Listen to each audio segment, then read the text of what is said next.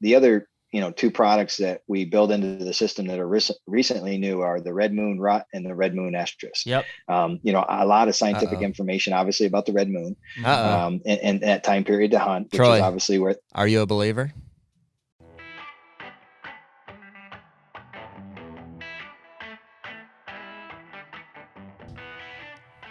And we're back. I didn't do anything that time. Yeah, see?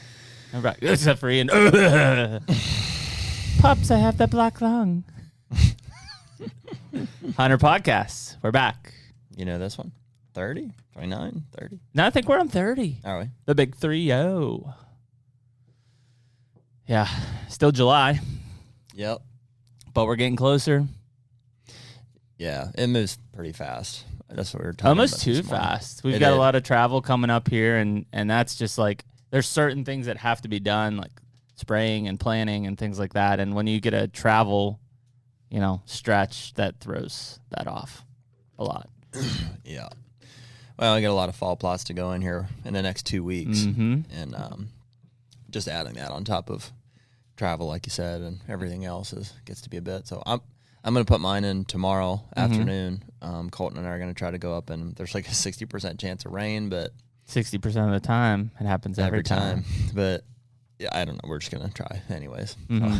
Yeah. No, I think that's smart. I mean, I guess I'm focusing more on cereal grains this year, so I've got some time versus the Nebraska side of things. But we are next week heading to Illinois, Indiana, and then Illinois. But yes. Yeah, I'm actually stoked to see what's on that Indiana. There's a big buck on spot. I wonder if they planted that in corn or beans this year. It seemed like it would be corn this year. Did it? Yeah, beans last year. Okay. So there's actually another lease that popped up in that county last night, and I almost did it, and then I said no. Oh, yeah? Mm-hmm. It's just a smaller wooded tract, but like not too far from that lease. Cool. Just don't have the time anyways. Yeah. I'm honing in on this Illinois spot, We'll That's what we're looking for. Yeah, we'll see what the one turns up for us here, and there might be a big buck on it, and it's not that far away. So, No, I think what we're really excited about is obviously we have our 2 Illinois leases, but we're about to put a lot of boots on the ground on public land. Yeah. Which I asked Colton. He does have snake boots, so he'll be cool. Not too bad. Needing mine. Yes. Sweet. Keep yours on your feet. Mm-hmm. Yeah. So, but we're going to stomp a lot of public ground and set up some cameras and try to find some big bucks for November. Mm-hmm. Try to stay out of the snakes. Might be easier said than done in the swamp. Freaking, we dropped so many pins on Onyx, and I feel like we haven't looked at them in like a month. I think that's good though, man, because I overstudy a lot of pins, so I think to maybe come back this weekend and next and take a look at them and just be like, yeah, that's because I think what we're gonna have to do. We do have 2.5 days or something that we're gonna be scouting. Mm-hmm. We're still gonna have to be pretty particular about where we where we spend our time. I mean, I would say we're not making it into more than 6 or 7 like spots. Mm-hmm. Yeah. And then if you find a spot, we probably will retreat back to the truck to get stands to potentially hang. Mm-hmm. And I assume you want to hang stands on our known spots too. Mm-hmm. On the lease. Which shouldn't take that long. That'll probably take half a day. 2 of them. 2 stands. 2 stands. I bet it'll take 4 hours to do both of them. Probably. I'm going to call our landowner and offer him first dibs of planting. Okay. Just for some extra cash. If he says no, then I've got the guy right down the road who will plant completely. Cool. He might take you up on it. I think he's got the equipment. I think he does too. I might as well just offer it to him. But, hey, man, you want to make a few $100 extra? Uh-huh. And if not, like this guy down the road is going to come do it. Yeah. So how I almost wonder, like, would it be that much harder just to plant that whole thing? For the landowner. I know that it costs money probably per acre for the You mean like that whole area? Mm-hmm. Dude, that's a lot. That's like 6 acres. Mm-hmm. Yeah, I'm just curious what he would. We could ask him. Yeah, like that's a giant. I mean, I don't necessarily see it as like maybe it is, but like there'll be 100 deer in that in the late season. Mm-hmm. Like, easily. Well, and if it was like I don't know, maybe this is the wrong approach, but like I don't know if we're gonna have this land forever. I would just I'm not worried about lime or fertilizer. No. I would. Well, we just are like- going to have some deer grow with us that we can go in and spray, which will be nice. Dude, I just had this conversation with some guys that we're working with on a deer grow front, and it was like, when we talk about deer grow, I was like, I'm not trying to say that you don't need fertilizer. I'm not trying to say that you don't need lime necessarily. But, like, we're not trying to raise bushels of beans or corn per acre. I don't care about that at all. I want a good-looking plot, and I want it to pass a lot of really strong nutrients back to my deer. Other than that, I don't care. I know people are going to be like, what about the soil? Like, don't you care about the soil? It's like, yeah, maybe. Well, it's not like I'm the two depleting go, the they soil do go of everything. hand in hand. Like, more bushels essentially is equivalent to just a better food plot for deer too. But in some cases, but in the short term, yeah, maybe it's not the best practice. Like, you can get away with a few years of food plots without a heavy investment in the soil. I think what people overlook is that from a food plot standpoint, like, yes, the annual plots are heavy on the food plots, not near as nutrient demanding as corn and soybean. Super nutrient demanding, especially year after year after year of planting, which is what commercial ag is doing. Mm-hmm. There are a lot of nutrients that exist in the soil already. And so what deer grow does from a biological standpoint is it's basically trying to get to maximizing that soil capabilities and potential from a biological standpoint and utilize those nutrients. So yes, they could be deficient in NPK. In most cases, people don't even look at calcium. That's why you're putting lime in. You're not fixing pH. pH is not a tangible thing. It's an indicator. So you don't fix pH. You put lime down to get calcium. You put plot start down to get calcium. You're not worried about fixing pH. pH isn't a substance. It's not a nutrient that that the soil needs. It's just an indicator that something's unbalanced. So, well, acidity, right, is what it's a measure of. Acidity, but that doesn't matter. It's more of pH indicates that there's an imbalance in the soil, thus then having usually acidic, although in some places it's actually basic out towards the Dakotas and stuff. Well, is calcium, I assume, is acidic, and so the more calcium, the less basic, more acidic it would be? The way that calcium works is... Or the opposite? No, because it's all negative ions, and so the way that looks, we're going to get in chemistry class here, but when you have negative ions, you have more acidic stuff. Could be potassium, could be magnesium. There's a lot of different things. That's why it's not just one thing. Like, one thing doesn't fix it. Because you're putting calcium carbonate down, which is mostly lime, that's not fixing pH. It's just changing pH, which is indicating that there's some sort of balancing act happening in the soil between nutrients. Ultimately, though, it doesn't matter as long as your plants can get the nutrients in the soil. That's why people focus on pH, as it says, if it's a low pH, if it's acidic, it binds those nutrients, the plant can't use it. That's true in a lot of cases, but it's changed in a bunch of different ways. The normal way is lime, right?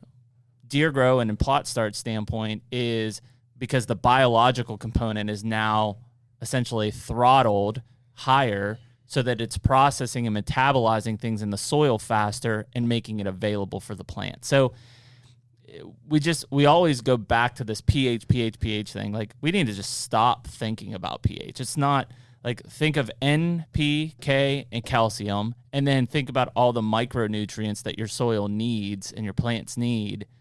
And other than that, like, stop thinking about this indicator. It doesn't do anything. Like, just because you have dude, go out and take a soil sample on a beach. You know what it'll be? 7, because it's neutral. Can you grow anything in that beach? Hell no. That's why I tell people all the time, like, stop thinking about pH as like, this. If I change pH, I will have a good food plot. You won't. It depends on the macro and micronutrients in your soil in order to have a good food plot. Mm-hmm. Soil samples are important, but for most of our food plotters, and you can go in and open up a brand new food plot in the middle of the woods, and as long as you have NPK and calcium, you'll grow a plot in sunlight. Mm-hmm. You'll grow a plot. Isn't lime has traditionally been the prescription for like a low pH or lack of calcium? Is that right? So 2 things. Because when you do a soil neutralizes sample, a soil. those are the 4 things it gives you, right? Is NPK and calcium. Mm-hmm. And so if they look at that and say your calcium is low, they would prescribe lime. Lime, correct. Yeah. A lot of times if your pH is low, based out of calcium. If your pH is low, they'll also prescribe calcium carbonate or lime. You don't need calcium in that side. You're just trying to balance pH because some nutrients in that soil are quote unquote restricted from the plant. But if you change the biological component of that, I'd like to see like if is there a formula or something that takes into account the different levels of these whatever elements. Mm-hmm. And well, yeah, dude. I mean, think about it. Because calcium is acidic, correct? So everything is acidic on a negative. Any macronutrient from a calcium or a potassium or magnesium, they're all acidic. It's a negative ion. It's not necessarily that it is acidic as much as it is that ion causes a reaction that is acidic in the soil. So it's interesting that if something is low pH, indicating that it is acidic, that a acidic product would be prescribed. So it must be something to do with its relationship to NPK or something else in the soil that produces a... Again, the fact that we're talking about acidity is purely from a pH standpoint. Right. pH is just why does an that indicator. Exist, then? It's an indicator of imbalance. That's it because it's 1900s farming style. pH is low. There's some sort of imbalance in my soil. I apply lime. Why would acidity indicate an imbalance? So the lower the pH. I don't mean asking you questions if you don't know. No. I don't know. No, because 7.0 is neutral, right? That is indicating a balanced situation of ions in the soil. Okay, ions which is almost. It doesn't most seed blends call for like a 6, just because what they want is if it's balanced, then there is a equal flow of nutrients through the soil to the plant. Does that make sense? Mm-hmm. If it is imbalanced, let's say acidic, there's a restriction of it. So when most seed blends call for a pH of 6.5, it's why because... do you think that is? What do you... Why does an acidic environment... It restricts it. Why does it restrict it? Because it's leaning towards negative ions. When there's a negative ion, there's a block in the flow of nutrients. Just like if there's a positive, if it's too basic, there's also a block of nutrients.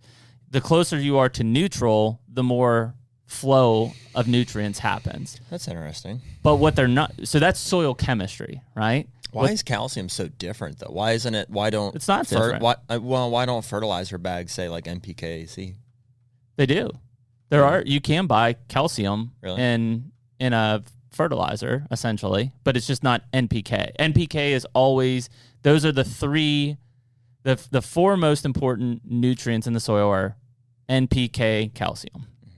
Lime, because calcium is needed more than any other macronutrient in a plant growing cycle. So if you think about fertilizer, you're buying it per 100 pounds. Right. You're buying calcium per ton because of lime. If you think about the soil itself, pH is all soil chemistry. Negative ions, positive ions, get to neutral, acidic soil. That's all chemistry. You're not talking about biological, which is what is a huge, huge piece. When we talk about organic matter, right? Talking topsoil, biological component. And so what Deer Grow and what AgriGrow, our parent company, is focused on is that biological component. Because the more effective the soil can be in metabolizing things in nutrients, the more available it is to the plant, regardless of the chemistry of the soil. So, people will argue with us. Let them argue. The fact is pH important? It is. It's a great indicator. But just because you have a low pH, I've got guys that will tell me, like, oh, my pH is 5.5, like, I'm never going to grow a food plot. That's bullshit. Go put seed in the ground. Go put brassica in the ground. You will grow a food plot in 5.5. No problem. Sure. Well, that's not that bad. I mean, a lot of my stuff up at the farm, the first time I took it was... I was in the 4 or something, like low 4s, like 4.3. But then what's most important about that is what is in that soil from a nutrient standpoint. If it's low in acidic soil... Well, and secondary comment to that. The first year I planted food plots, I didn't do any lime or fertilizer. I do think I did Deer Grow that first year. And they did awesome. Yeah. They did really well. Well, and it's because you're providing to the plant what it needs to grow. That doesn't mean that you're changing it forever. In fact, every year you're putting this stuff and applying it. But what people get hung up on is if a pH is low, it is restricting the natural nutrients available in the soil. But if you go in and you add fertilizer and you add calcium through plot start or whatever you want to put out, it becomes available to that plant. Maybe not completely or as good as neutral, but it is available to the plant instantaneously when you seed out. So, and we're talking about this, and not because it even has anything to do with our guest today, but it's just, it is planning time right now. And people get so discouraged, or they think like, man, I got to get how many tons of ag lime in here. And even if you put it down this year, like right now, I ain't going to do anything this year. Probably won't even do a whole lot for next year. It'll be 2-3 years down the line before that ag lime really takes effect. If you can give calcium, and that's why I said, it's not a replacement for NPK either. You need to have those, but you also need to be thinking, this is where the biological component is this is why I think you probably grew a great plot in a low pH soil, is there are about 16 micronutrients that are needed in the life cycle of a plant that we don't ever even talk about from farming. We don't ever even talk about from a food plot standpoint, right? Most people talk NPK and lime. That's it, which is calcium.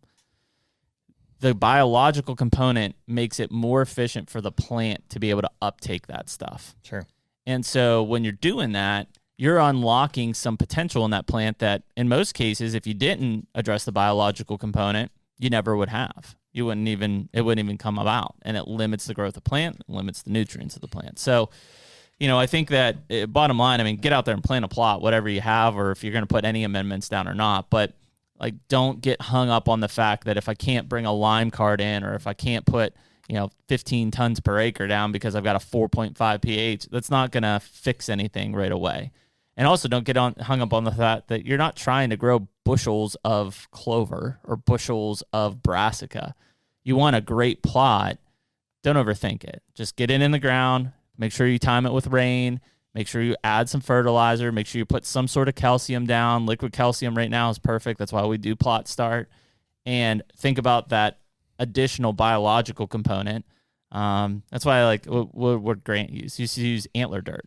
That's because that was a fertilizer that essentially started to work in with the natural environment of that thing. Yeah, you talk about a good... It's chicken litter. Talk about a good fix for chicken shit. The common hunter. That's what it was. It was chicken shit. They're like, it's easy. Just get a bunch of dump trucks and bring in all this topsoil and clear the land, and it'll work. That's what it was. So, again, you could do this 100 ways, and so we've got Troy Kailbourne. That was so dumb. We got Troy Kailbourne on today, and Troy's his background is in food plots and stuff, but what we know him best for is buck fever synthetics.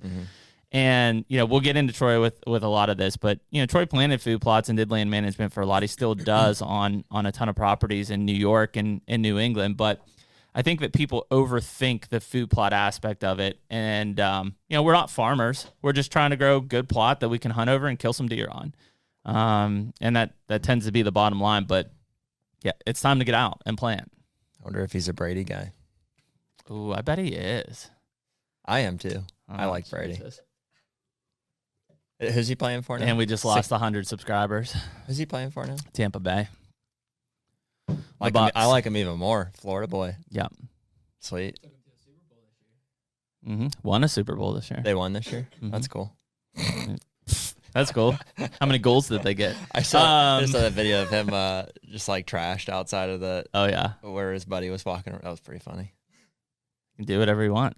Dude, just nobody's Tom Brady. Just like won as much as he's just too good. Yeah, he's the GOAT. Tom Brady.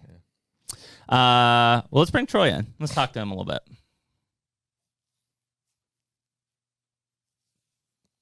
There he is, reading emails, probably. Good morning. Yes, absolutely. What up, Troy? How are you, man? Great, guys. How you doing today? Good, man. We were just diving in early in the podcast and talking about, obviously, it's late July here, and everybody's getting plots in the ground for the fall. And I know that you've got plenty of experience on that side from a food plot standpoint. Absolutely. I mean, that's really where I cut my teeth in the industry is, when the food plot revolution hit. I'd like to think I was on the front side of it, really small scale, obviously, but that's, truly my passion. I think sometimes I, like putting the food in the ground more than I like climbing up the tree stand. Yeah, no doubt, man. It's one of those things that we were just kind of talking about the whole, farming aspect versus food plot aspect. And a lot of people get hung up on the fact that, we're not trying to grow bushels of something, right? We're not trying to understand what we're putting into the ground in order to make sure that we're getting a literally return on investment for our dollar. And we're just trying to grow healthy food plots here that are passing good nutrients onto our deer and being attractive in the hunting season to give us better opportunities. When you started planning your plots and stuff, what do you think that was the biggest difference makers? I mean, were you looking at it from a attraction from a hunting side, or were you literally looking at it from a nutritional side for those properties as well? I think I was so young and naive, I wasn't exactly sure what my goals were. I really honestly took the advice of Ray Scott when I met him briefly. And we were talking about bass at a Bassmaster tournament. And I was a kid just, saying, hey, you must be just amazed at, the bass and what's grown and what Ray built and your passion. And he kind of looked at me and said, kid, this is kind of my job. He said, my passion is deer hunting. And it just totally caught me off guard. And he talked about this, miracle clover that he had and said, here's a small packet sample, go try this and, watch the deer that will come to it and watch how the antlers will grow. And that was really the beginning of a hand rake and a small little hand sprayer of not even a quarter acre food plot I put in by hand of clover. So, obviously the times have grown. And if you think about the history of our industry and especially, obviously for all the listeners that will listen to this geographically, depending on where your hunting location is. Obviously, right. Pennsylvania and New York has a huge history, rich in the hunting heritage and, the traditions and how much technology and just growth in the industry has changed how we approach, hunting, especially in the Northeast. Yep. Certainly we all love the Midwest and, everyone knows the Midwest is Mecca. And I'm not going to lie. Sometimes I wish I was born, as Matt Drury or Taylor Drury, that, you have what's been built and, the opportunities that exist. But most, people that are hunters in the Northeast United States, our hunting tactics are so drastically different than the Midwest, and our deer act so drastically different because of the small acreage and small parcels of land versus, obviously larger farms and corn and soybean. But the nutrition value of food plots and the nutrients that you can pump into the soil now to help the deer growth, the antler growth it's a combination. I've evolved now to, I want the well-rounded approach. I certainly attraction is a huge part of it for, the fall, but being able to, feed and sustain your herd. And I think so many people misunderstand hunters in general that, truly most of us all on the front side are conservationists, more than just killers. People look, say, oh, he's, killing animals, but it's that when you sustain the herd and you provide them the nutrition that's necessary, and then you're reducing your herd through your harvest and selective harvest, I think has become a full, well-rounded approach and how all food plotters take a look at what we're doing, our strategies behind it. And certainly, there's an awful lot of filet and lobster tails that could be eaten for the amount of money that, every hunter, saves every penny, every nickel and every dime to pump into something that we're so passionate about. Yeah, no. And I think that goes back to like what Jared and I look at. It's hard there's a group of us out there and it's smaller than most people think, but we think about deer hunting year round, right? From the moment the season ends and we start thinking about sheds and we start thinking about spring food plots and summer food plots and then fall food plots and then it's season and scouting, like it doesn't stop. And because of that, like we do, it's hard to believe like there are things outside of hunting. Like I know you're right now in New England doing some family time stuff, but your mind's still racing at some point of like, all right, I got to make sure this plot's sprayed. I'm planning on this date. Like, what's the weather look like? Did I get cameras or minerals out yet? And it's like, it just constantly is there, some point at the back of the head. I don't care if it's, March, I'm thinking about where those last sheds are, or it's April and it's like first green up. Like there's just always something that kind of is just hanging there from a deer manager's standpoint, not just a hunter standpoint. Oh, absolutely. I mean, we laugh and joke about it all the time. Obviously, I got a few years on you guys, and being on the married side, my wife's family were hunters, but she wasn't hunting because, again, how times have changed. And years ago, it was only the men that went hunting. And a few years after we got married, she started really realizing that 24/7, 12 months a year, that's where my head was. And she kind of said, "Hey, I she's very athletic and competitive. She said, I want to be able to jump in on this and see what you're doing." And she jumped, head first in and began to realize it. And back in those days, she would tell me, she's like, "Can't you just climb up in the tree stand like my dad used to and, wait for a deer to come by? What's this whole year round approach that you're doing in these, farm implements and tractors and seed and fertilizers and soil tests and, pumping nutrients back into it. And where's all this going and what are you doing?" But it's, driving it even up here to New Hampshire. She sent me this story yesterday and I came back. She said, "Well, it took you so long." And I said, "Well, look at the pictures of these turkeys right along the side of the road." She's like, "There's 4 strutters strutting." And she's like, I just sat there and watched them looking like, what are they eating? What are they doing? So I don't think our mind ever turns away from, the food plot side of it, of what we have to do year round to really, be the passionate people that we are as part of this industry. Yeah. Mm-hmm. Well, and I think one of the things that we've had discussions on is because, I'm in Pennsylvania, Jared's family farms in Ohio, so different between the two. I plant, and you do too, but I plant a lot of perennials on the mountain just because, I'm looking to do less and less. Yeah, there is no ag. There's no ag around me. There's no summer annuals. Like, I'm looking at that perennial standpoint more and more from an important side. And it's mainly because I can't grow beans and corn there. Like, the deer will just destroy it. So, and where Jared's at, like you said, he's at one point in time, you were planting a lot of perennials. Now you're slowly weaning that back to being more of, hey, I've got all these annuals. I still plant some summer annuals, but I'm really focused on my fall plots. Yeah, I think that doing TSI was a big part of my wanting to reduce the amount of perennials that I've had. Just from browse. Yeah, in addition to the surrounding agriculture that exists, I just don't need it. Yep. There's just so much food during that time of the year, and now especially that I've TSI'd a better part of the woods in our area. Like, there's too much food and not enough in other times of the year. So yeah, and mine's lack of food, way too much cover. Like, I've got cover everywhere. I've got thousands of acres of hardwoods and a lot of TSI'd woods, but I just don't have enough food for those deer. So it is unique to see how that is. So Troy, I guess kind of give everybody a picture. Your home ground you're up towards Buffalo, right? Yeah, just east of Buffalo, south of Rochester, actually, the city in what's called in the Finger Lakes region. Yep. Mm-hmm. And so what is that? Hey, real quick, Troy, hook us up with your angle you had before. Can you set your phone on the desk, how you had it there? With your hands covering a part of your lens and stuff, and that perfect. That'd be more consistent for Ian there in post. There you go. Sorry. No worries. So give us a kind of a breakdown of what that Finger Lakes region is like up there. The Finger Lakes region, Western New York, basically is rolling hills. There is a lot of agriculture around us, mostly corn and soybeans and wheat. It's pretty much predominantly the three main crops that are grown. But it's small acreage fields. It's not gigantic. A lot sort of like Western Pennsylvania. You have the hillsides, a lot of farmers, using best ag practices and no-till stuff on the hillsides. And certainly no-till is come into play in the food plotters world too, for just ease and simplicity, as well as, ground management and overall, soil health management. So, but we have, good, beautiful, glacial made lakes, and it's good. There's patches of really great nutrient soil stuff, and then there's a lot of rocky shale ground.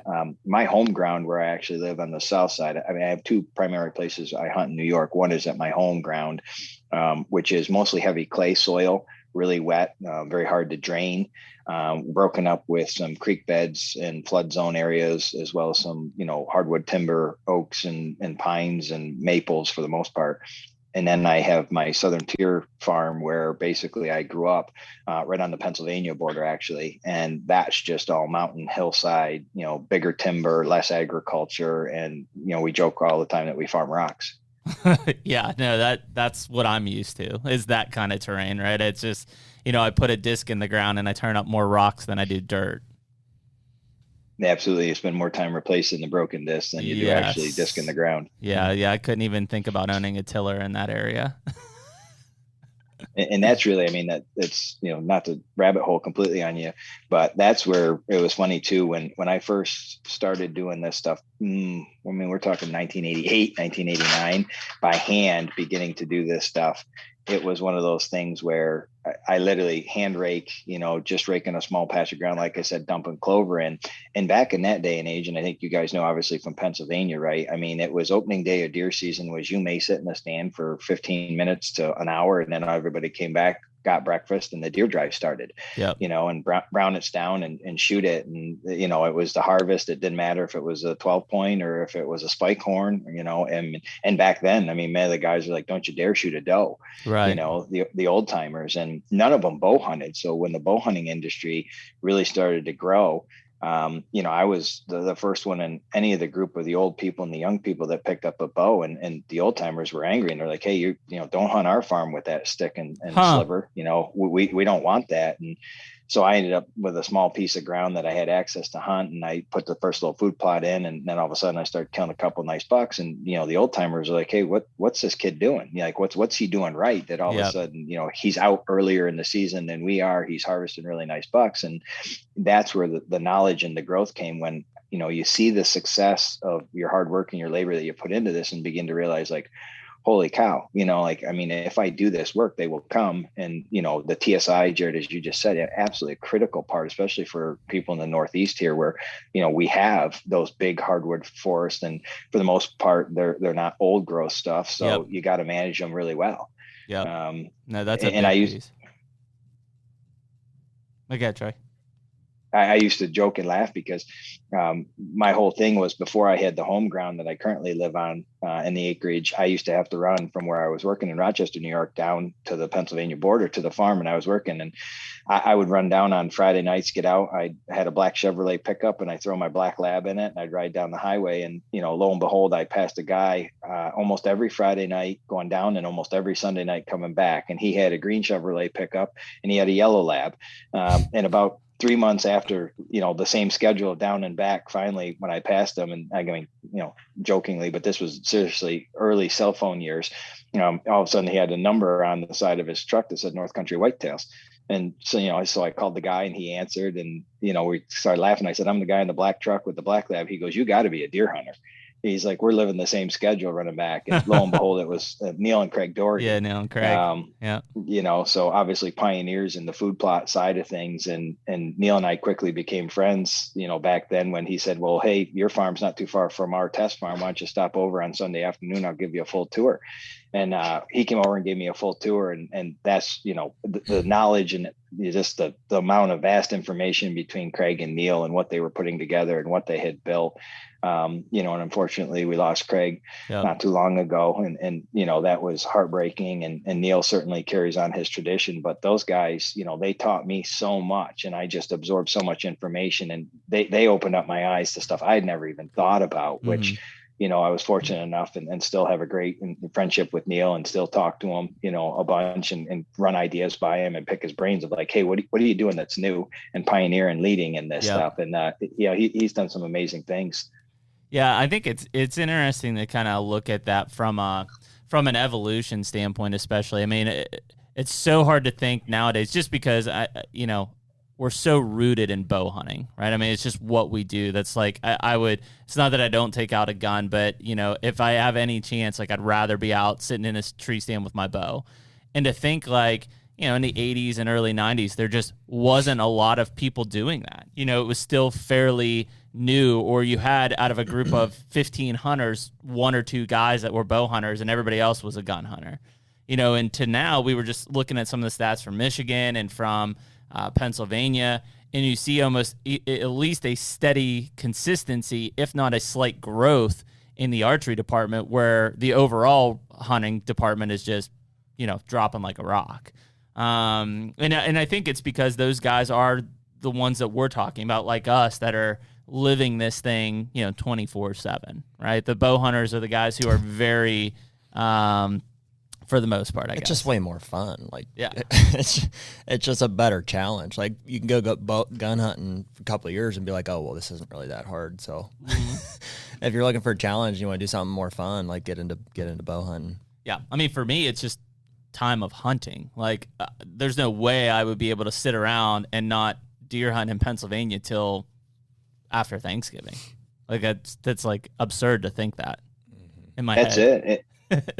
Yeah. I mean, right. I mean, we sit and dream of it all year long. And I mean, even New York recently changed its regulations just a couple of years ago. I mean, we couldn't start till October 15th. And we're always like, are you kidding me? Everybody else is, going and already harvested deer and eating venison, and life is good. And, finally they switched to October 1st, but the best part of the season and actually watching the deer involvement. I mean, the whole aspect of being a hunter, right, is being able to, study and enjoy the animal in its true nature. And you see that during the bow season, where oftentimes, especially obviously in Pennsylvania and New York gun seasons, once opening morning went for the first hour or two, those big mature bucks we all want to harvest are hunkered down in the thickets and they're not moving. You're not watching really any deer activity or movement.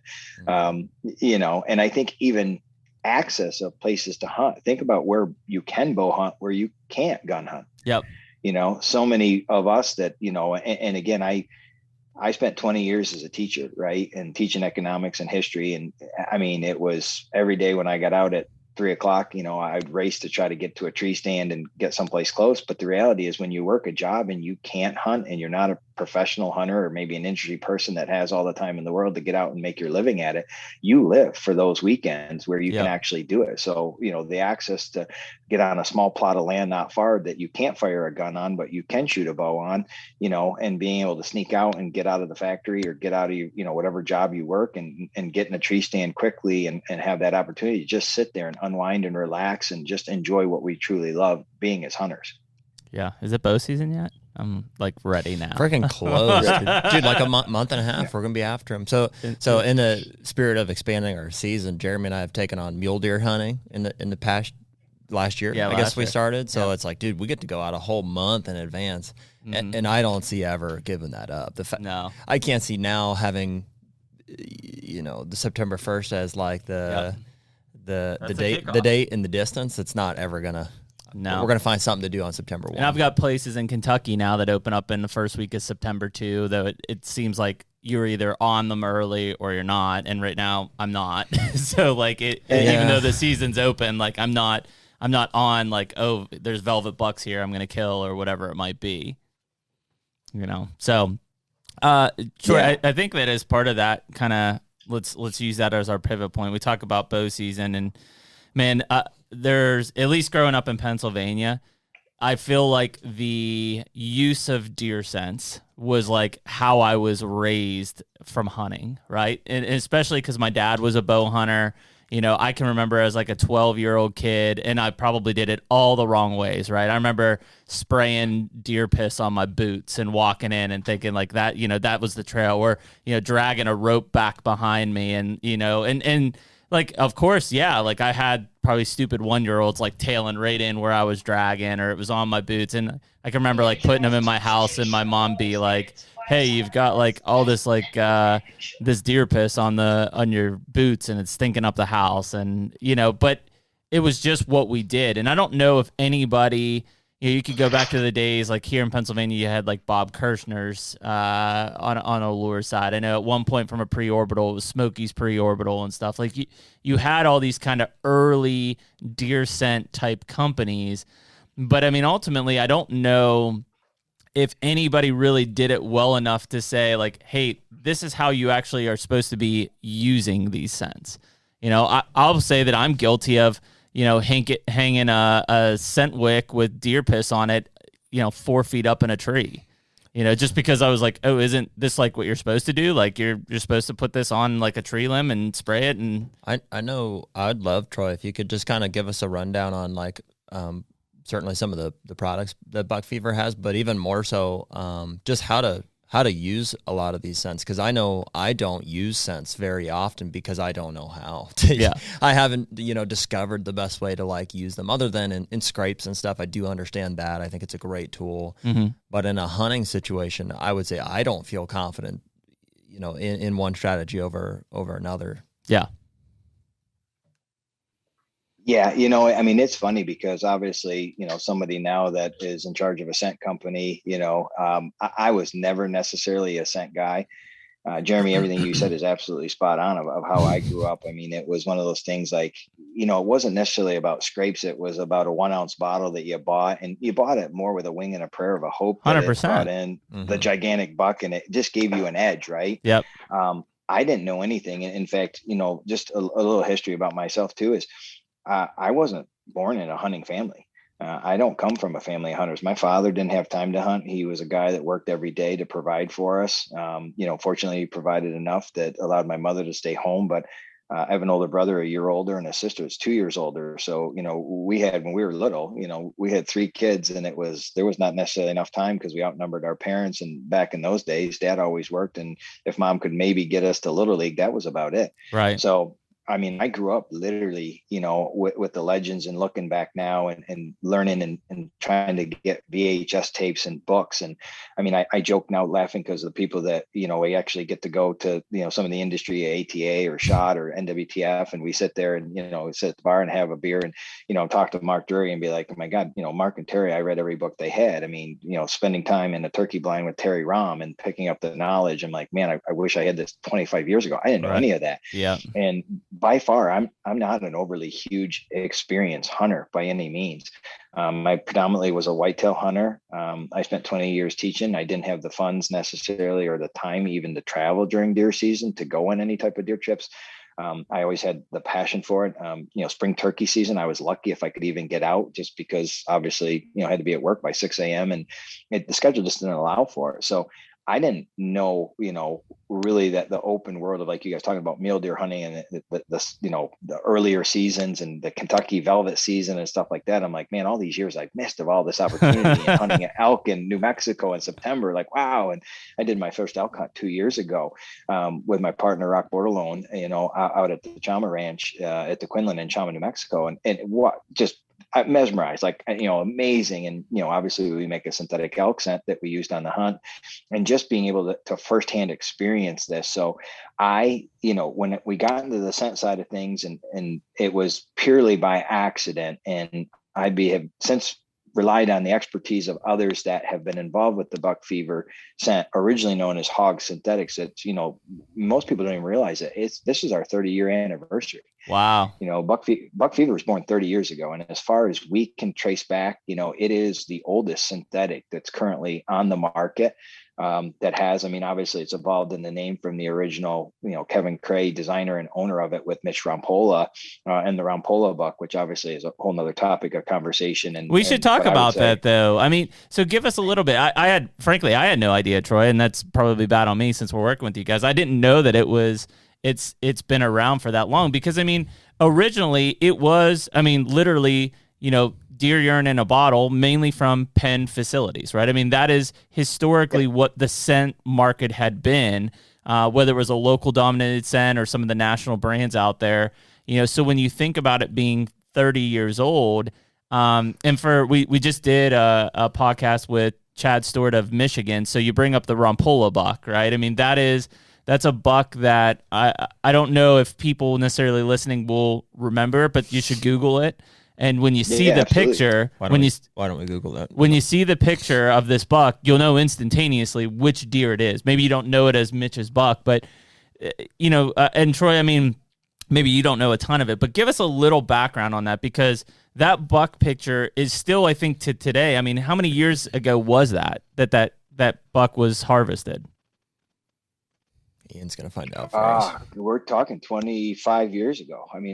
That's. And it's still debated today of early 90s of where he killed it, right? That's what absolutely. It feels like. Yeah, with and if it's real, yeah, and if it's an actual real buck, and that's the funny thing. When we did our due diligence to purchase buck fever synthetics, originally the hogs synthetics, and the original name, I believe, of our forehead gland was Deer Stop. That was sold in a white and orange bottle, and it was sold in major retailers, and it was a phenomenal product. I actually used this stuff back when I had bought it at a major retailer, and I remember using it. And this was pre-internet, pre-cell phone, pre all this stuff. So, and then, I was amazed at how well this stuff worked and the fact that it was a synthetic. But then there was this huge argument too, that even when Mitch killed that buck and he came out and said he used a synthetic, deer lure, then it became a huge issue. It was like, well, wait a minute, he used a synthetic and you can't use synthetics, and that's illegal and that's bad and that's wrong. I mean, he was ostracized for so many reasons. And I don't know Mitch. I've never met him. I've never talked to him.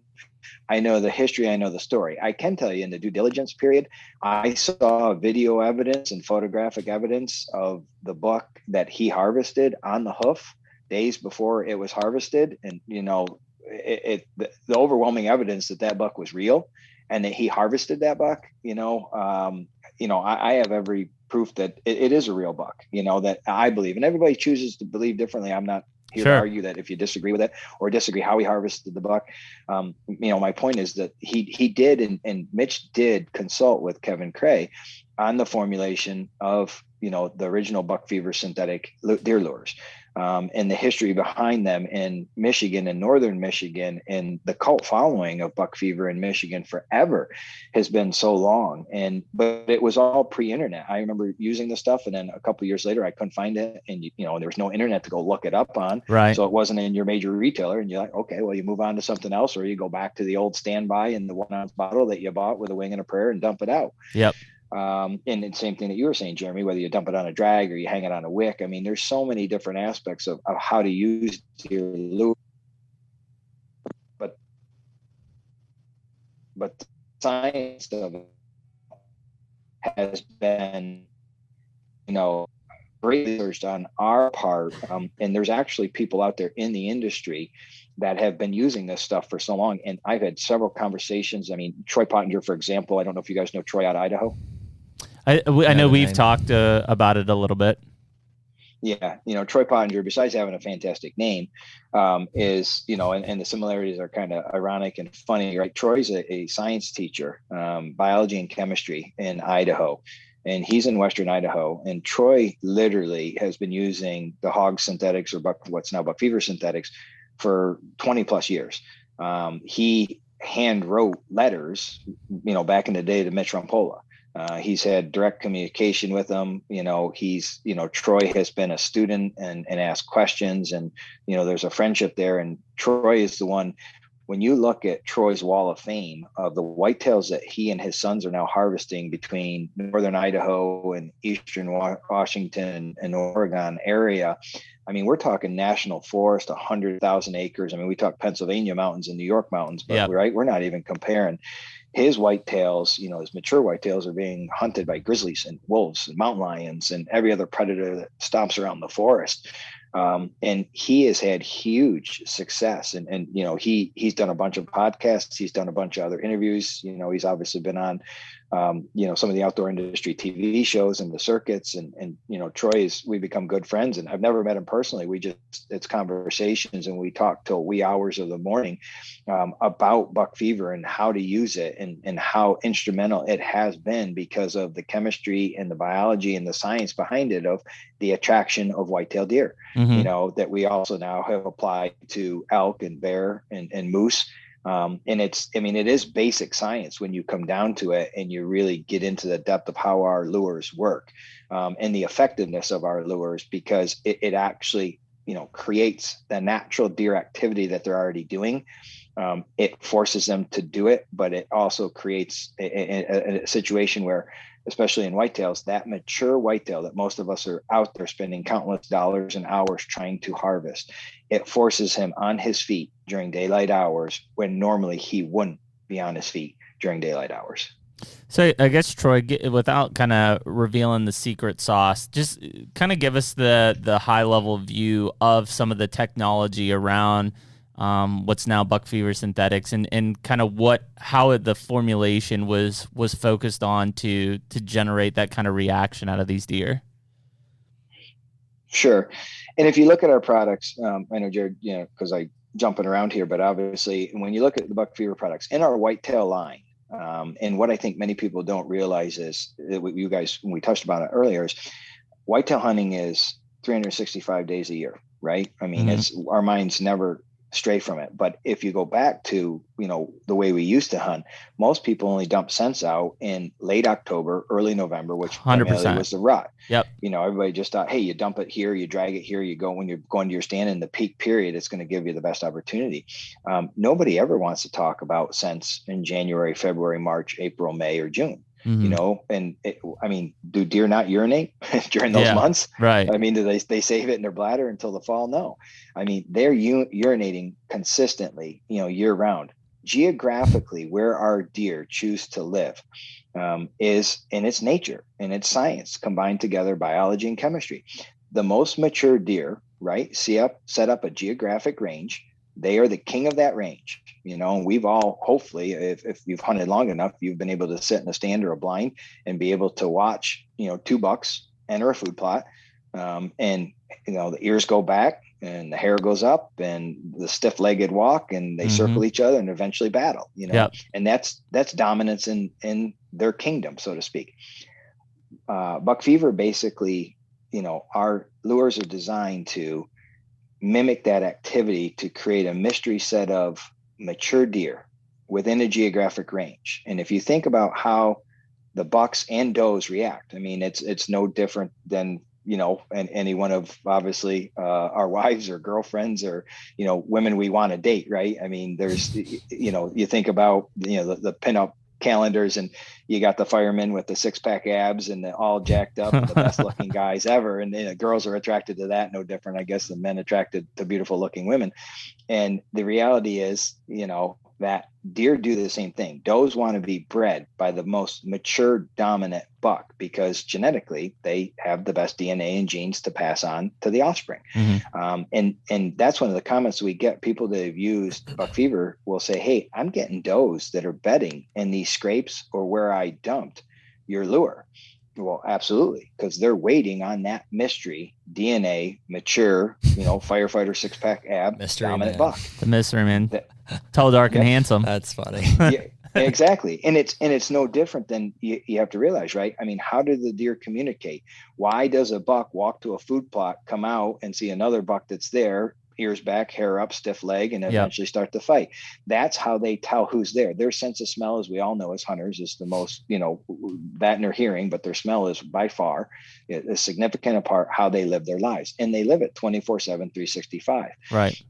And so our goal with our science behind our patterning of our deer geographically is you're introducing a mystery set of deer with our lures. And mature bucks smell them, but they've never physically seen them. And for the most part, they necessarily haven't even heard them. So when you begin, obviously, the testosterone period here of August, September, October, leading up to the rut in November for a majority of the whitetail states, certainly ones a lot of us hunt predominantly, that November timeframe, mature bucks can't physically stand to believe that there's a mystery buck in their home range that they have never been able to see, lay eyes on, hear, smell, or challenge, all at once. All they're getting is the scent. And the cool part of some of our formulations is our stuff crystallizes on the ground and in the dirt, unlike real urine that filters down through the dirt or washes away very quickly with rain and moisture. Moisture actually reactivates our attractants. And therefore, even when a mature buck urinates over crystallized buck fever in the scraper on the ground, he's getting a fresh smell of, hey, I just missed that mystery dominant buck. He was just here.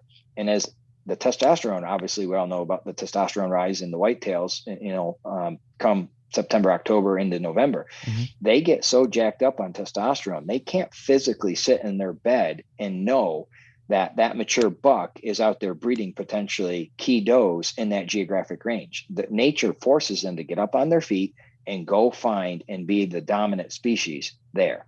Which is what we all want, allowing us to put mature deer on their feet during daylight hours, during the rut or other parts of the year where we actually are in a tree stand, in downwind and have the advantage and hopefully be able to, harvest them. And it's, our products aren't miracle lures by any means. They are based on science, but you have to be a conscientious hunter. You have to be able to, know your tree stands, your blind locations, your wind, where your plot's coming in, your thermals. every aspect of I lost you there for a second. Okay. Yeah, sorry. No, you're I'm good. doing it on my phone. So when the You're good. Phone beeps. I'm declining. You're good. Every aspect of being a hunter, of using all of our, techniques to be able to harvest whitetail deer, it just gives you a significant advantage. And our products, as I was saying, is, people don't normally think about using these lures in the spring. And absolutely, that's where you're setting up the time frame for the ambush for November, is that this deer has entered that range. I mean, if you just take the bottle of buck fever out and you dump it out the 6th of November and think you're going to sit in the stand the 7th, 8th, and 9th, and all of a sudden that buck fever is going to draw in a 210-inch monster, probably not going to happen. It could, but it's probably not going to happen. The reality is you want to pattern your deer. And that's so you're setting them up then, Troy, from a literally a process standpoint, from a specific geographic area throughout the season, catering them to essentially feel like at some point they're going to run into this mystery buck, right? At some point, whether it's them starting in March, April and continuing through the summer to the early fall, at some point you're teeing it up that they're going to run into that mystery buck, right? You're essentially educating them to have that effect. Absolutely. And it's a year-round process where you're not only programming your mature bucks, you're programming your up and coming bucks, you're programming your younger bucks, and you're programming your does and their offsprings. That these are communal scrapes. And I know, like you guys, like me, right? I mean, I'm limited to, and I'm fortunate to be limited to, 150 acres where I live, to be able to hunt on a small scale hunting, and, all of the food plot, stuff I do, the TSI, the sanctuaries, the water holes. I mean, everything on a small plot of land like that hunting. I mean, I'm trying to draw every mature deer or even immature deer off of all of my neighbors' properties, right? We're all trying to gain that advantage.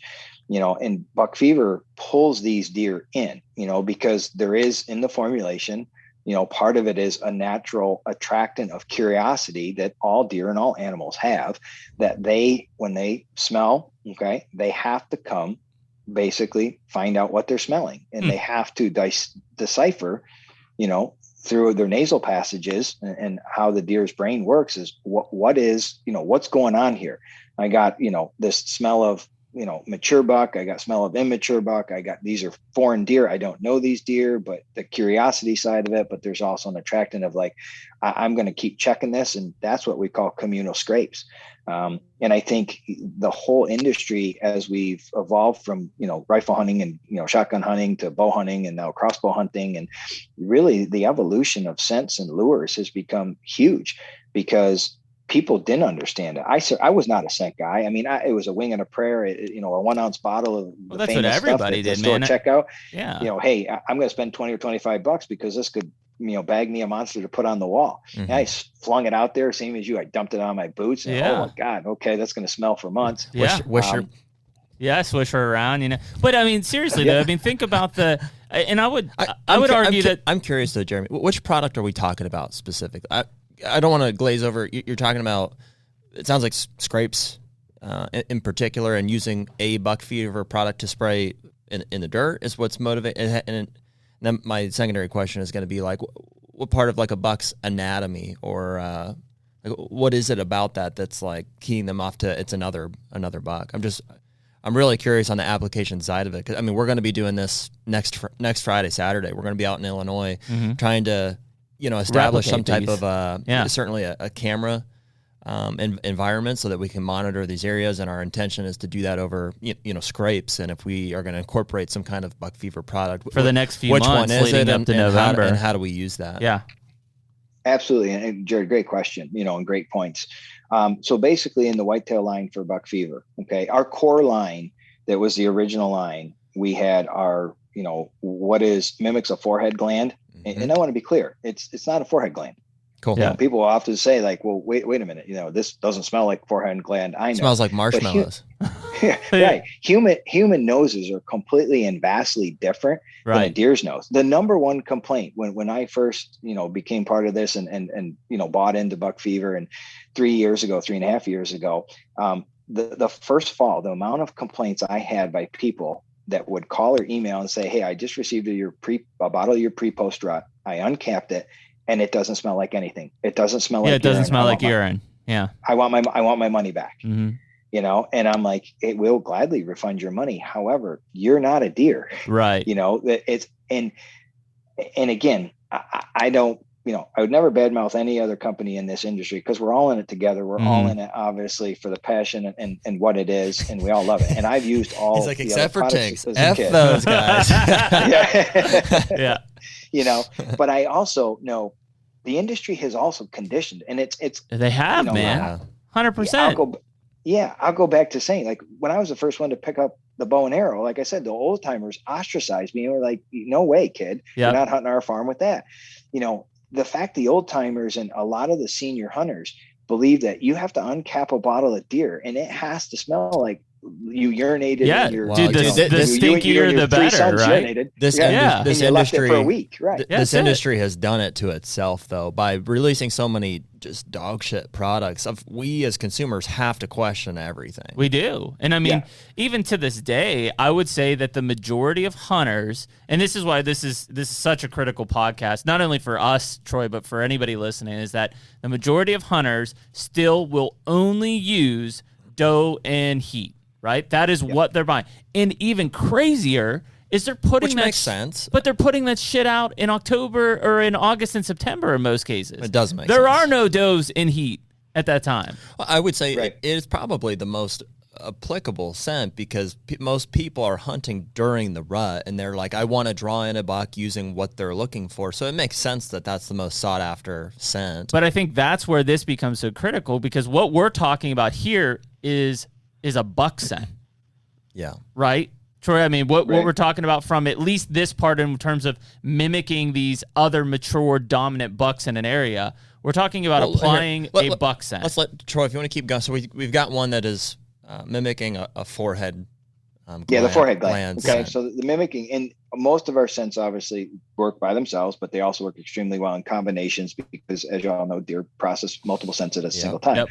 Yep. So the core line of whitetail originally was the forehead gland, the dominant buck rut, and what we call the pre-rut and the post-rut. Mm-hmm. Okay, and it's the bottles are basically been the same, and we tried in our heritage and marketing of what was originally created is the forehead gland is the blue bottle, the rut is obviously the red, and then the pre-post is the green bottle. Yep. I know 3 core lines are used in conjunction. Pre-rut, and it's called pre-post.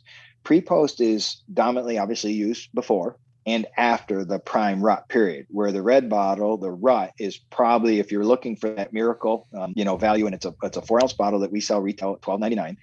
The 8-ounce bottle we sell at $22.99. Okay, and again, as a company, as business people, we're also looking. Yes, this is a business. Yes, we sell. We're not a non-for-profit. We're here to make money, and we're here to produce quality goods.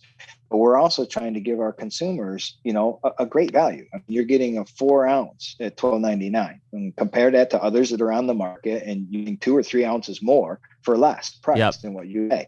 And the 8-ounce, the same. We also sell it on, in gallons, because the people that are the true buck fever people that now buy into the system realize that buying it online at a gallon is way better value. It's even kick in with a couple of your buddies and buy a couple gallons of it. It goes a long way. I'm getting gallons. Don't worry, Jerry. Okay. Trail cameras. Yeah. Gallons are coming. All right. The use of trail cameras, obviously we get into that whole thing too, has changed the industry. And, doing deer inventory, especially in states where, like New Jersey, just flipped, right? No more urine. No more urine in New Jersey. Synthetic only. Okay. It's a state. The dominoes are falling, CWD and all that other aspects of what really have turned down synthetics. Or even like our Illinois trip, Troy, we can't. And it's convincing the old timers. Our Illinois trip coming up, Troy, we can't have mineral. You can't bait. And most of that state, you can't use natural-based urines. I mean, Illinois is like no fun for you ever. There's like nothing that you can use. So we're literally hinging a lot of our scrapes, our strategy on scrapes that we're going to make in the next week or so, and that is what we're going to monitor through October into early November when we get there to hunt. Yeah, and so absolutely, Troy, I think it's obvious. So the forehead gland product is essentially intended to mimic that scent or that anatomy from is it a buck specifically, or is it just deer in general? It's deer in general, and every one of our senses has a combination of ingredients to intrigue and produce the results it has consistently proven. But it is both doe and buck. And the primary intention of that is to be put on the licking branch above a scrape, starting in, I assume, late July, early August, clear through the end of December. Yeah. So, and to spawn off of that, obviously over the last few years, and really based off of a lot of advice that we've taken from people who have used our products in the past, we then came up with our branch action and our dirt fusion, which, simply are early season, depending where your rut falls and what geographic region you're in, the southern states, later rut, Texas, etc. You can use our forehead gland and our rut and our pre-post well into January, obviously even February. In the Northeast, typically, we stop using the core 3 products around, right around mid-December time period, first of the year, because obviously the hunting season's over and stuff's really winding down. Mm-hmm. But if you pay attention, to deer and watch the secondary rut, even New York State, that occurs, those bucks are still breeding into January. We're not out there hunting them, but they're still breeding, in the activity around the scrapes in the snow. You'll see that the scrapes are opened up. For sure. But we did formulate branch action and dirt fusion, which are basically, I guess I would equate it, the simplest way to explain it to some people is branch action and dirt fusion to the whitetail are, 1.5 to 2 cups of coffee in the morning, whereas forehead gland, rut, and pre-post are more like 6 cups of coffee to the deer. Okay. The potency, the strength, and the formulation, there's a ton of similarities. The texture, the smell is all there, but the quantities of ingredients, let's say, are reduced in branch action and dirt fusion, because we don't want that potent stuff in the woods January, February, March, April, May, because it's not naturally there in the real herd. That makes sense, right? When a buck's testosterone, right? I mean, we all know when we harvest that mature buck in November, his hindquarters and tarsal gland and his hocks, right, are just stank with they reek. That's a fall smell. You don't have that in the spring, right? So the science behind it is we don't want to put stuff out in the spring that is really the secret to the fall. So we've reduced that in branch action and dirt fusion, especially with branch action and dirt fusion was really designed around the game camera market. Of taking deer inventory, because you can't bait, as you just said, you can't dump out corn piles or soybean or whatever. And this is probably just as much for you. So Jeremy has a degree in whitetail biology, and so I'm curious, what is the difference? From this forehead glands? Is there an actual change that's happening between, like when a deer has more testosterone during the pre-rut and stuff? Is there pheromones and being hormones manifested via the scent glands as well up here, not just in the all glands, and even like metatarsal glands and stuff as well. Well, I know that because I'm aware of like the rubbing the knees, and metacarpal, like in between the hoofs itself, there's glands. So when they stomp, right, like when a deer stomps and sends an alert, I shoot them.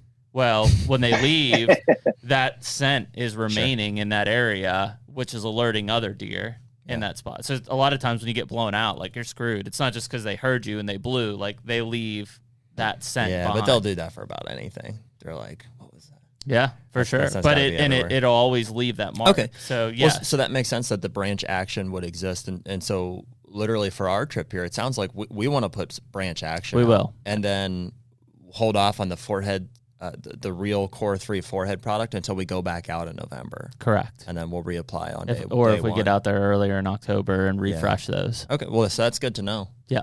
Yeah. Right. And we're producing, and I believe it should be live hopefully soon on our website, is the deer calendar of our scents to educate our consumers and help better educate, especially new hunters. I mean, we're all in this game and we want the longevity of our sport. And certainly the pandemic has, helped boom our sport because, obviously it's a great social distancing thing to do.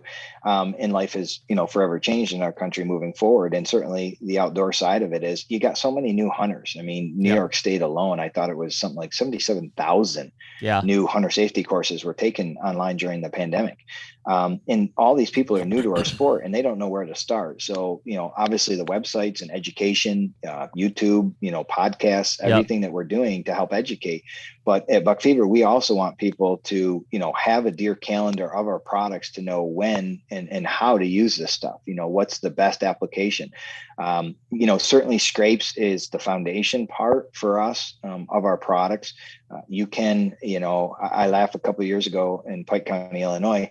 I took a bunch of samples out and I went out to hunt there, and there's a group of older guys in the camp, and I came in as a guest of one of the guys that was there on a lease, and was talking about the products, and the guys were like, yeah, no way, nope, not doing it, not using it. I said, okay, well, here, give it a try. And two of the stories out of that camp is I had the one guy send me a video saying, hey, I just absolutely cannot believe this, that I sprayed your forehead gland on the bottom of my boot. I walked into my stand in the dark. I got a little bit confused and lost, and so I had to take the roundabout way. But 20 yards from my stand, I had to step over a log, because I was off my normal trail. And then he was up in his stand, and half hour, 45 minutes later, here comes a buck, nose to the ground, okay, right on the path where he walked. It got to the down tree, and the buck couldn't figure out what happened. And he's actually got it on video where the buck then lays down and literally scooches underneath the fallen tree to re-pick up the scent and walks right to the base of the guy's stand. That's crazy. And the guy's from Buffalo, New York, and he was like, I can't even tell you. He's like, how I'm hooked. He's like, where do I buy? What's the website? And my other buddy is another guy from Buffalo, New York, that was in that camp, owns land in Pike County, and he was not a believer in it, but he had just bought a new farm. And so when he left, he went out and put Buck Fever and put up a couple of scrapes and put up a couple cameras. And he said, I'll go back out and check them in a month. And we're still become even better friends today.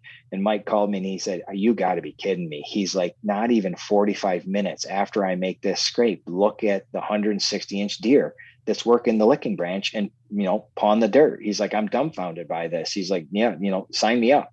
So, and that's, those are the results and I tell people all the time, take our products, put your game camera up first, put it on video mode, date and timestamp, make sure it's accurate, correct, and put our products out and watch. Yeah.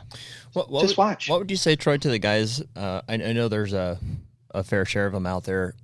Sturgis is the one that comes to mind that are of the belief that like the scent in the soil almost doesn't matter or isn't nearly as important anyways as what's on the licking branch. And so his proof of that, he's like, I just pee in mine, and like he gets lots of pictures of bucks. What would you say to that guy?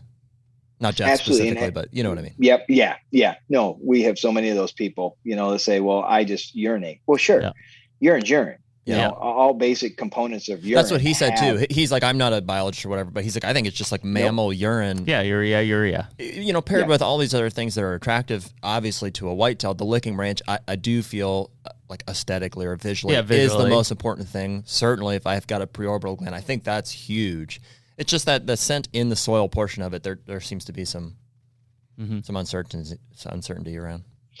Yeah, and a lot of people have their different opinions on it, and like I said, I don't, come from a huge biology or chemistry background except for the basic stuff, but I've certainly learned a lot and listened and consulted experts that now are, in our formulating chemistry facility. I have 3 chemists, that literally have more, initials and stuff after their name that says that they're experts in their field of chemistry and organic chemistry and biology that formulate our stuff and have dissected it. And, we don't obviously want to divert from the original formulas, and we have a little bit experimenting with like the branch action and the dirt fusion and some of our other stuff of what we originally acquired to see how can we improve it? How can we, make it different? And there are variables to all these formulations. Mm-hmm. You can tweak them. You can increase potency. You can increase, certain ingredients by more. And that's the ultimate side of, humans urinating in scrapes does actually, it works, because it's a curiosity scent of the natural breakdown of urine. Mm-hmm. But there's also things within, humans and within our body that, are produced in the pheromones and the smells and the scents and what is urinated out that deer know, that a human scent is not going to necessarily make a deer act the way 100% this Buck Fever formulated scent is, right? there's other additives to it, no different than, why do the soda companies add certain chemicals and flavors, right, to the sodas we drink, and why do you like Mountain Dew and Jeremy likes Coca-Cola? So that makes sense. You're right. Like what you were talking about earlier is literally there's certain sense that's like indicating to a mature buck that there's another like mystery buck in the area.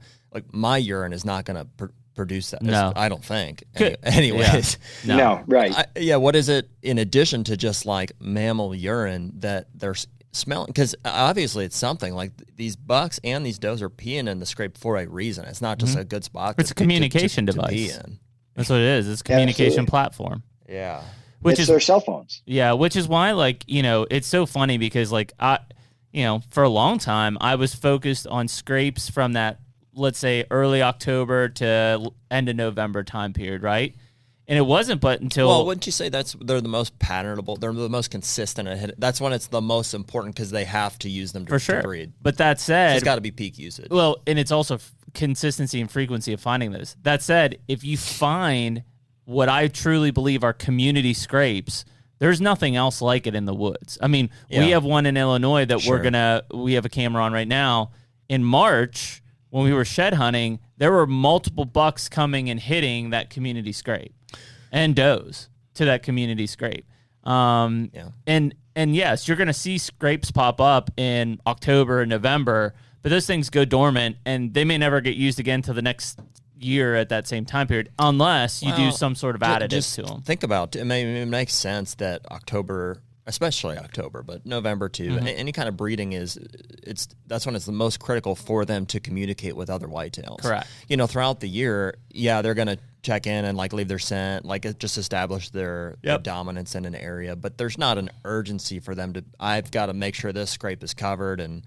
I'm using this to communicate with does that I would want to breed. That's obviously peaking in October. I think it's just natural herd interaction at that point. Right. Mm-hmm. So I guess that's where this is coming in, Troy, in terms of if we look at that branch action type of thing is in those naturally just deer interacting and socializing type places, being able to have that on an active community scrape, essentially. I think a big question that a lot of guys are going to have, and I have this, is let's get us to this end of August, September time period, right? When testosterone's starting to heat up and everything's starting to crank up.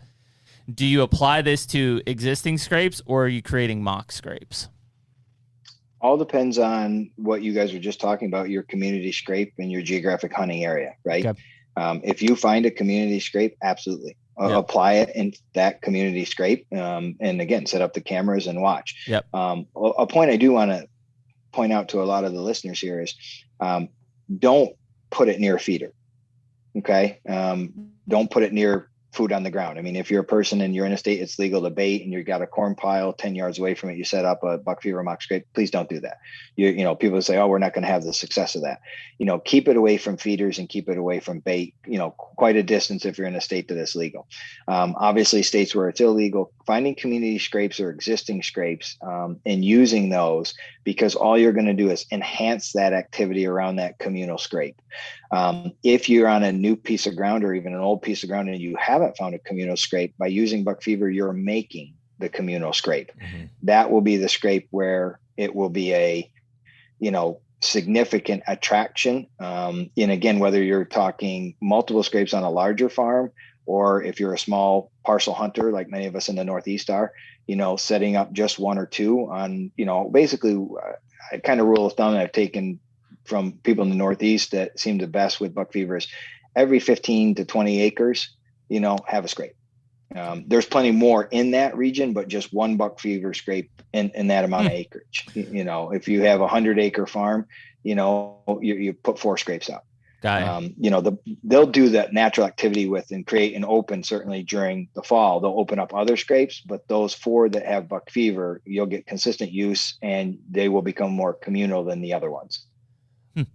Why do you say keep it away from feeders? It's just what we've known and seen over the last few years of testing. And quite frankly, from some of the guys that have used this, like Troy Pottinger, in years past, when he's hunted states where it was legal to bait, and, we've had people use it, it just doesn't seem to have the best effectiveness. Some of the people that have called and said they haven't seen the best effectiveness is when we kind of dissect through the problems of like, why aren't you seeing the effectiveness of it? And they're like, well, I got it 10 yards from my bait pile. Well, okay.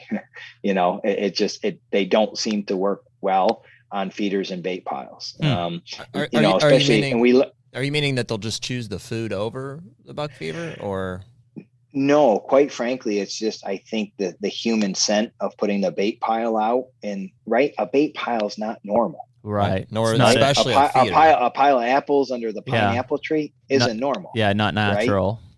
Yeah. A pile of corn in the middle of the clover field, it's not natural. Yeah. And deer know where corn's supposed to be. It's supposed to be in the cornfield. Deer know where soybean's supposed to be. It's in the soybean field. That's why they choose to go eat the soybean and the leaves and build protein. They know what they get from it. When they want corn, they go to the cornfield. Yep. So finding baited piles and natural mimicking deer lures like buck fever, they shouldn't relatively be close by. We actually found the funny story is one of our sales guys is out of Ohio, and not far from you guys, when they got a lot of guys that come out of the Pittsburgh area that hunt the farm in Ohio. And he last year called me and said, listen, he said, we're struggling. We're not getting any, growth pictures of velvet bucks on our cameras. The deer aren't hitting our corn feeders. And this was May, June, July into August. In Ohio. And I said, okay. And he's like, what should we do? And I said, we'll set up a couple buck fever scrapes, and we sent the products, this and that. And literally, I said, keep them away from the feeders. But at the time, the deer were on the natural browse. They were on the soybean fields. They didn't want to come eat the corn. Okay. And feeders. It's not a natural time of year to be deer eating hard, kerneled corn in, May and spring, May, June, July into August. And so he put the stuff out, and literally within a week he was calling saying, hey, I can't believe the number of pictures we're getting on these scrapes that we've made like this, because that's natural deer behavior. They have to lick licking branches. They have to urinate. They have to take care and do all of this information that is normal to them. Okay. That is their livelihood. Going to a corn feeder or a corn bait pile, that is not a normal. Yeah, that makes sense. And I think that's one of the things that, I think a couple things when you start to think about those bait areas is, number one, yes, human interaction, it not being normal. I also think that when you start to talk about a pheromone, which is the communication method between deer in a population, is that if you think about a bait site, the amount of pheromones that are flying around that bait site are almost overwhelming, right? It's not because these deer are all brought into a singular area and all packed in there. There's just a ton of pheromones going around to the point where it's not like, especially a mature buck, you think about as you get closer to the rut, that mature buck wants to take that doe and wants to get her away from everybody, from every deer, does, fawns, other bucks, like just wants to isolate her. And so when you're in those feed areas, I think that you just end up having so much communication and pheromones flying around that those mature bucks are like, listen, I'm not even gonna mess with this stuff. So what would you say? Like I've got a situation specifically on the West Wind where I've got a mineral site on the far end of it, and it's a half an acre. I'm going to do brassicas this year. And right in the middle where these deer come up out of it, there's a pretty nice scrape on it. Like I probably would go out and establish it there, and at some point move the camera from this mineral site over to the scrape. I mean, is that okay? It's probably 30 yards from the mineral site. No, that's absolutely fine. Because, and again, mineral sites are more common than bait piles because minerals are already naturally in the dirt. I know we're supplementing a mineral site. It has been a bait site as well. It's been both. Okay. But if the deer are finding minerals there and you get 30 yards away, it should be fine, and it's like everything we do in deer hunting, it's trial and error. Yeah. You try it, you work. If you're not getting the pictures you want and you're not seeing that activity at that scrape, then maybe open up one another 30 or 40 yards away, that work in conjunction with your hunting setup. And I think that's a key part of this too, is, using scents is not just about obviously the hunting and getting the deer within 10, 20 yards bow range and being able to harvest it. Now with the game cameras and getting inventory, I have certain people that you're using the forehead or dirt fusion and branch action combinations, on camera sites. Now, those aren't necessarily ambush sites or harvest sites, or, it's the difference in the food plot industry we talked about, right, as destination food plots and then kill plots, right? In your game camera and your scent scrapes, you can get communal scrapes that will be in areas where, okay, all the deer are going to use them. They might be more in the wide open, Jared, that, maybe, and a lot of guys are having huge success making the mock tree scrapes in the middle of a food plot, 20 yards from the blind, on the correct wind side and thermal side, which are awesome kill sites.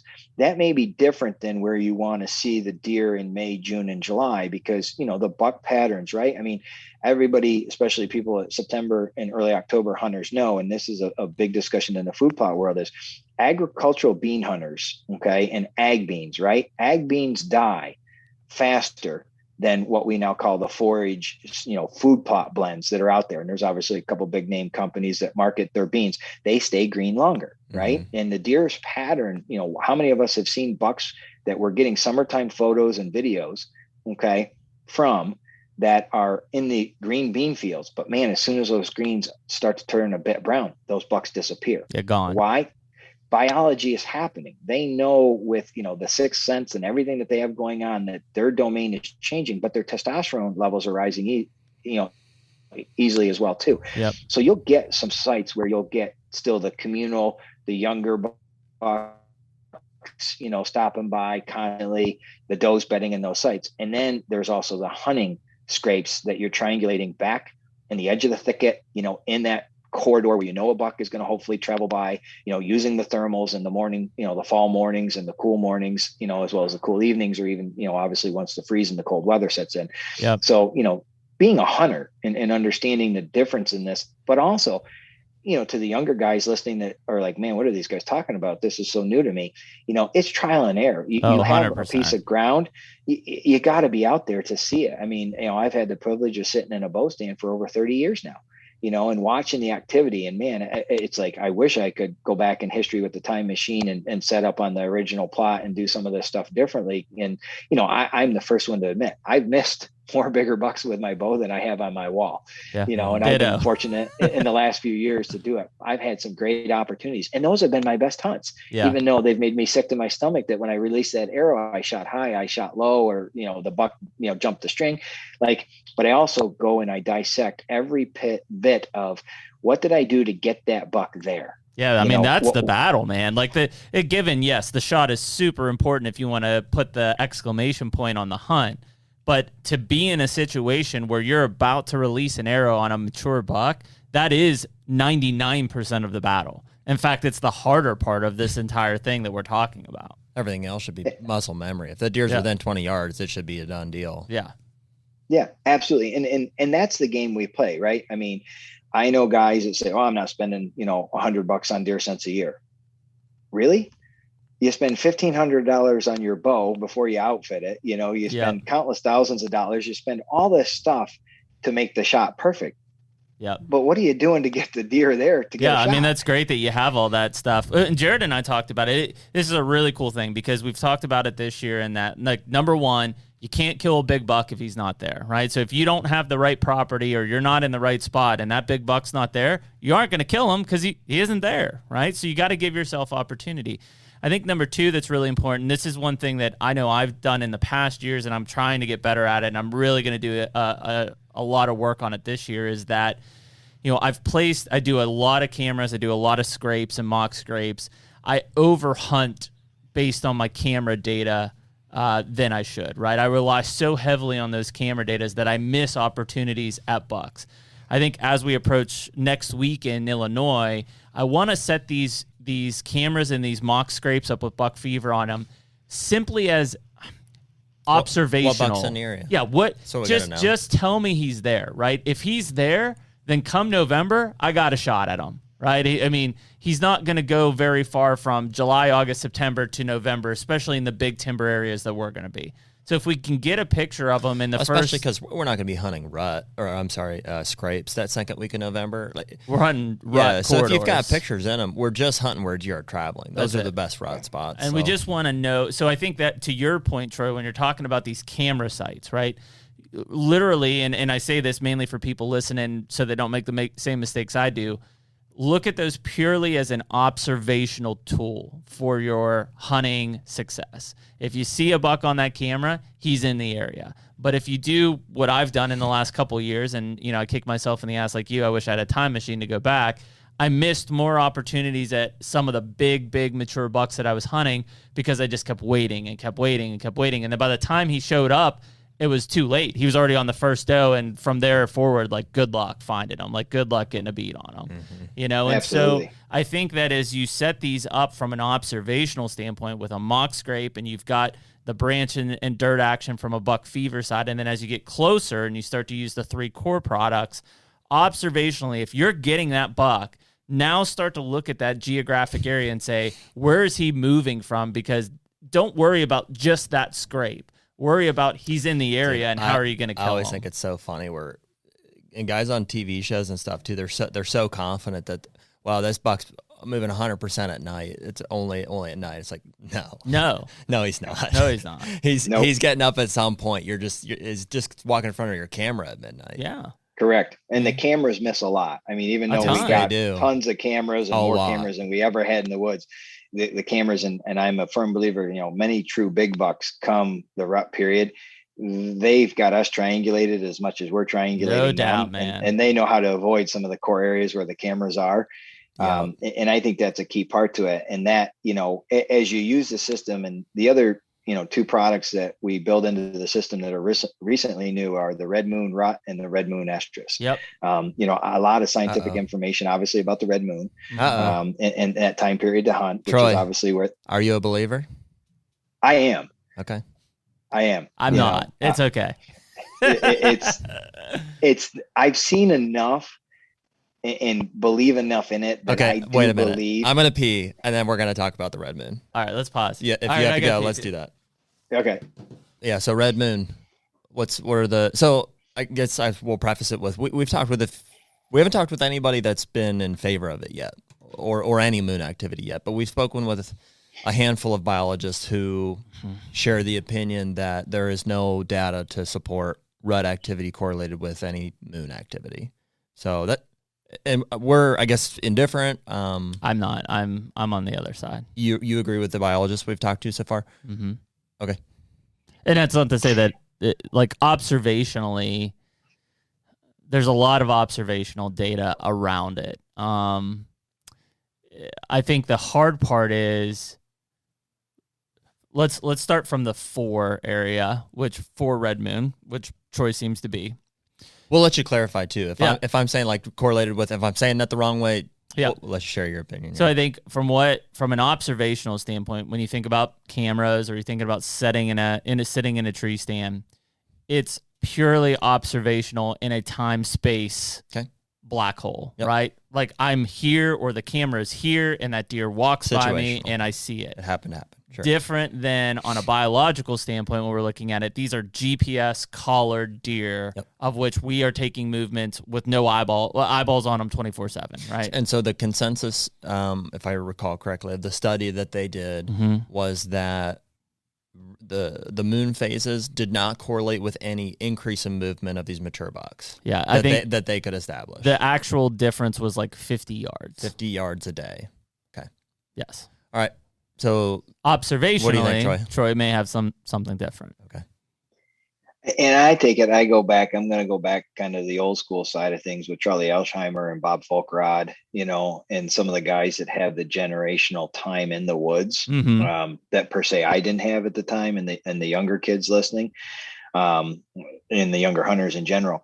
I just know, based on what we've seen in the lunar effect, and everybody, right, has different opinions, and nobody's right, nobody's wrong. It's, if it works for you, and you want to choose to hunt the red moon and you want to get out there and somebody's harvest right. a 210-inch buck, then the red moon had a huge impact on that. Sure. If it wasn't a red moon and that 210-inch buck, he might have come by. Hey, Troy, we're not worried about offending anybody here. We're just trying to get to the bottom. We're going to have Ben Rising on here, and I know Ben Rising's a red moon guy, right? I mean, he believes in it. Well, first of all, we have to establish who is actually a moon guy and who is just paid to be a moon guy.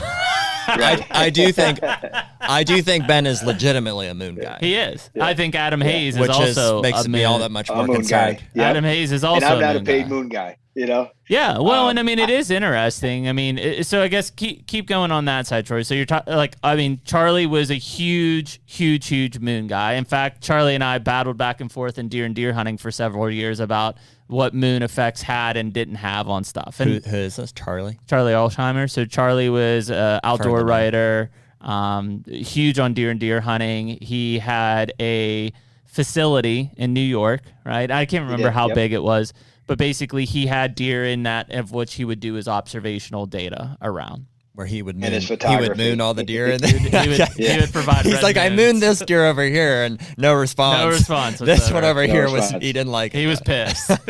Yeah, and that's where Charlie's facility wasn't far from me. And again, like Craig Doherty, one of the original legends in our industry, and his photographic abilities and just his passion for deer and deer hunting and the outdoor industry as a whole was first class. Yeah. And, reading the articles, reading the books, everything he put on that, having the conversations with Charlie over the years. I was never a firm believer in it, but then, I tried my best to be able to get out and hunt during those time periods. Sure. And then the activity that I'd see, I saw enough activity, and it's, I have a huge belief that, the lunar effect, on the earth and, animal and the animal kingdom as a whole exists. To what degree? What is that? I have no idea. Can we just talk about? Well, just in terms of gravity pulls and so we know obviously on a tidal basis. So that's more in reference to like feeding patterns and stuff. Like throughout a day, deer will move differently because the moon they're going to be on the hoof. Yeah, and just not even deer in general, like all animals. So there's something around all animals having that effect from whether it's gravitational or moon position. Okay. All one and the same. Was it just Bronson that we had shared these studies, or was it somebody else? Guy's name's Bronson Strickland. So Bronson from Mississippi State University. Mississippi. Yeah, which, Bronson and I have had this conversation numerous times. I thought we had it with one other biologist as well. Who else was on? I don't know. Wasn't Chad. At least Bronson. Yeah. So same guy that shared that study with us. Oh, it was Eric from Minnesota. Yeah, well, he's from Wisconsin, but he works for Minnesota DNR. Oh, okay. And he shared that opinion. Both of those guys, for sure, Bronson also said that this lunar effect doesn't exist. No correlation. Mm-hmm. Yep. So same thing. And he's like, nothing with the rut, just no moon. Well, let me preface that too by so a lot of what it's happening, Troy, is I won't say it's us falling victim to it as much as there are guys in the industry who laid out this theory about the red moon and how lunar effects happen, right? Then shortly following that came rut calendars, right? Here are the best times. Much like fishing, which fishing does have that effect because of gravitational pull and tidal in, tidal out type stuff, right? We created the same effect of a calendar from a deer hunting standpoint. And listeners will probably crucify me if they believe in the moon phase for this, but this is how it is. I truly believe that we then look at those calendars and say, okay, October 20. It's pretty marketable because people, they want to look at dates and say, oh, okay, 100%. That's when it's good. So this is where I'm going. It says October 27th, you need to be in a tree stand. Well, guess who's hunting and seeing deer on October 27th? Me, because I'm in the tree stand because it told me to be. And Troy, you just said it. He's like, well, so I started hunting more on the days where the red moon was, and I saw a lot of deer. It's like, well, yeah. Because you weren't hunting on the days without it. Yeah. And it's, right. And I'm not saying that we fall victim to that stuff, but in this industry, this is the thing about the industry that when I got into I hated it. There are some guys in this show or group of guys that I really respect, and certainly they kill a lot of big bucks. Yeah. But when I'm watching like Team 200 and they start rolling the moon guide shit, I'm just like, yeah. Well, and it's just because like everybody's got. When I was growing up hunting, when I was in high school and stuff, and I had sports and everything. Friday night, as long as there wasn't a football game, right, I was hunting. Saturday, I hunted in the morning, and Saturday I hunted in the evening. In Pennsylvania, I couldn't hunt Sundays, and that was it. You played football, or you just Both. Oh, you did? Yes, Yeah. both. That you're just drinking at the football Well, game. yes, that too. Yeah. Yeah. But like when I wasn't playing, my dad would laugh at me because he would be like, we go Saturday morning, right? If I was at a football game, like just in the crowd or whatever on Friday night, he's like, dude, you just smell of like cheap ass cologne, and like you just walk into a tree stand and I just hunt. You're like, that's vodka. Yeah.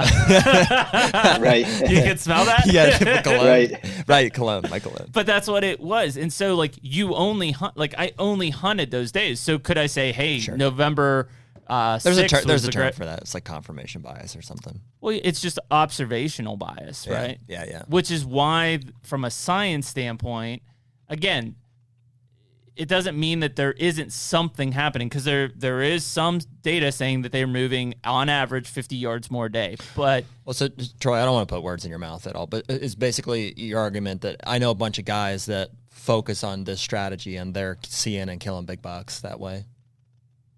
Yeah, Yep. including myself on certain days where it's, the temperature, everybody, right? You got the deer forecasts, and the deer cast saying, hey, this is going to be a peak period. This is going to be a peak time. The lunar phase is correct, blah, blah. Oh, but by the way, it's going to be 85 degrees. And guys are going to be like, I'm not going to the stand. It's going to be 85 degrees. Deer aren't going to move because it's too warm. And you go to the stand and somebody shoots a 190 and you go, oh, okay. Well, apparently the warmth didn't affect the deer whatsoever. Now, whether it's the moon, it's not the moon. I mean, that Sure. was, our emphasis, and there's no doubt. And when we created Red Moon Rut and Red Moon Estrus, we definitely are the advertising and the marketing side of capitalizing on unknown on name, Red Moon, yes, yeah, and we named it specifically those two products because those are higher intensity, higher quality synthetic ingredients that we put in those 2-ounce bottles. and that's above the base core or the core 3 products. So that's like the next level up is Red Moon. Yeah, that's it, Makes it's our sense. premium line, our platinum version, so to speak. But it's a higher intensity and a lower volume. So we sell it in a 2-ounce bottle. Potentially we've had such great success with it, and people are now asking it in larger bottles. So hopefully I've seen Colton drinking it. I mean, it has that effect. I mean, and I die laughing. I mean, we've had guys. I had a guy in Michigan, when we first came out with it, and I talked about him. He was a customer that called, and I answered the phone. We started talking, and I told him this is coming out, and he's like, "Well, we'll buy it." He literally bought it in the end of October, and within 2 days, he called me back and he said, "Can you get me a gallon?"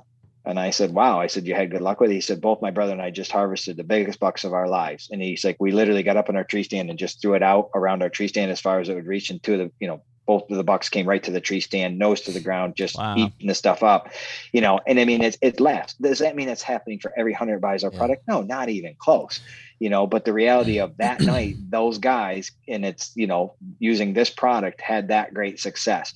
So there is, and we know obviously at the level of what we're formulating into the intensity of that synthetic to make that attractive, potent and powerful, especially to a deer's nose. So the version of it is, if guys are looking, saying, hey, I maybe I don't have the opportunity to build scrapes, or maybe I hunt public land and I don't want to put a communal scrape in because I don't want either a hunter putting a tree stand up within 20 yards of it, being able to buy, a bottle or a couple bottles of this stuff and putting it out just for those few days that you're going to be in the woods hunting might be a better system for you.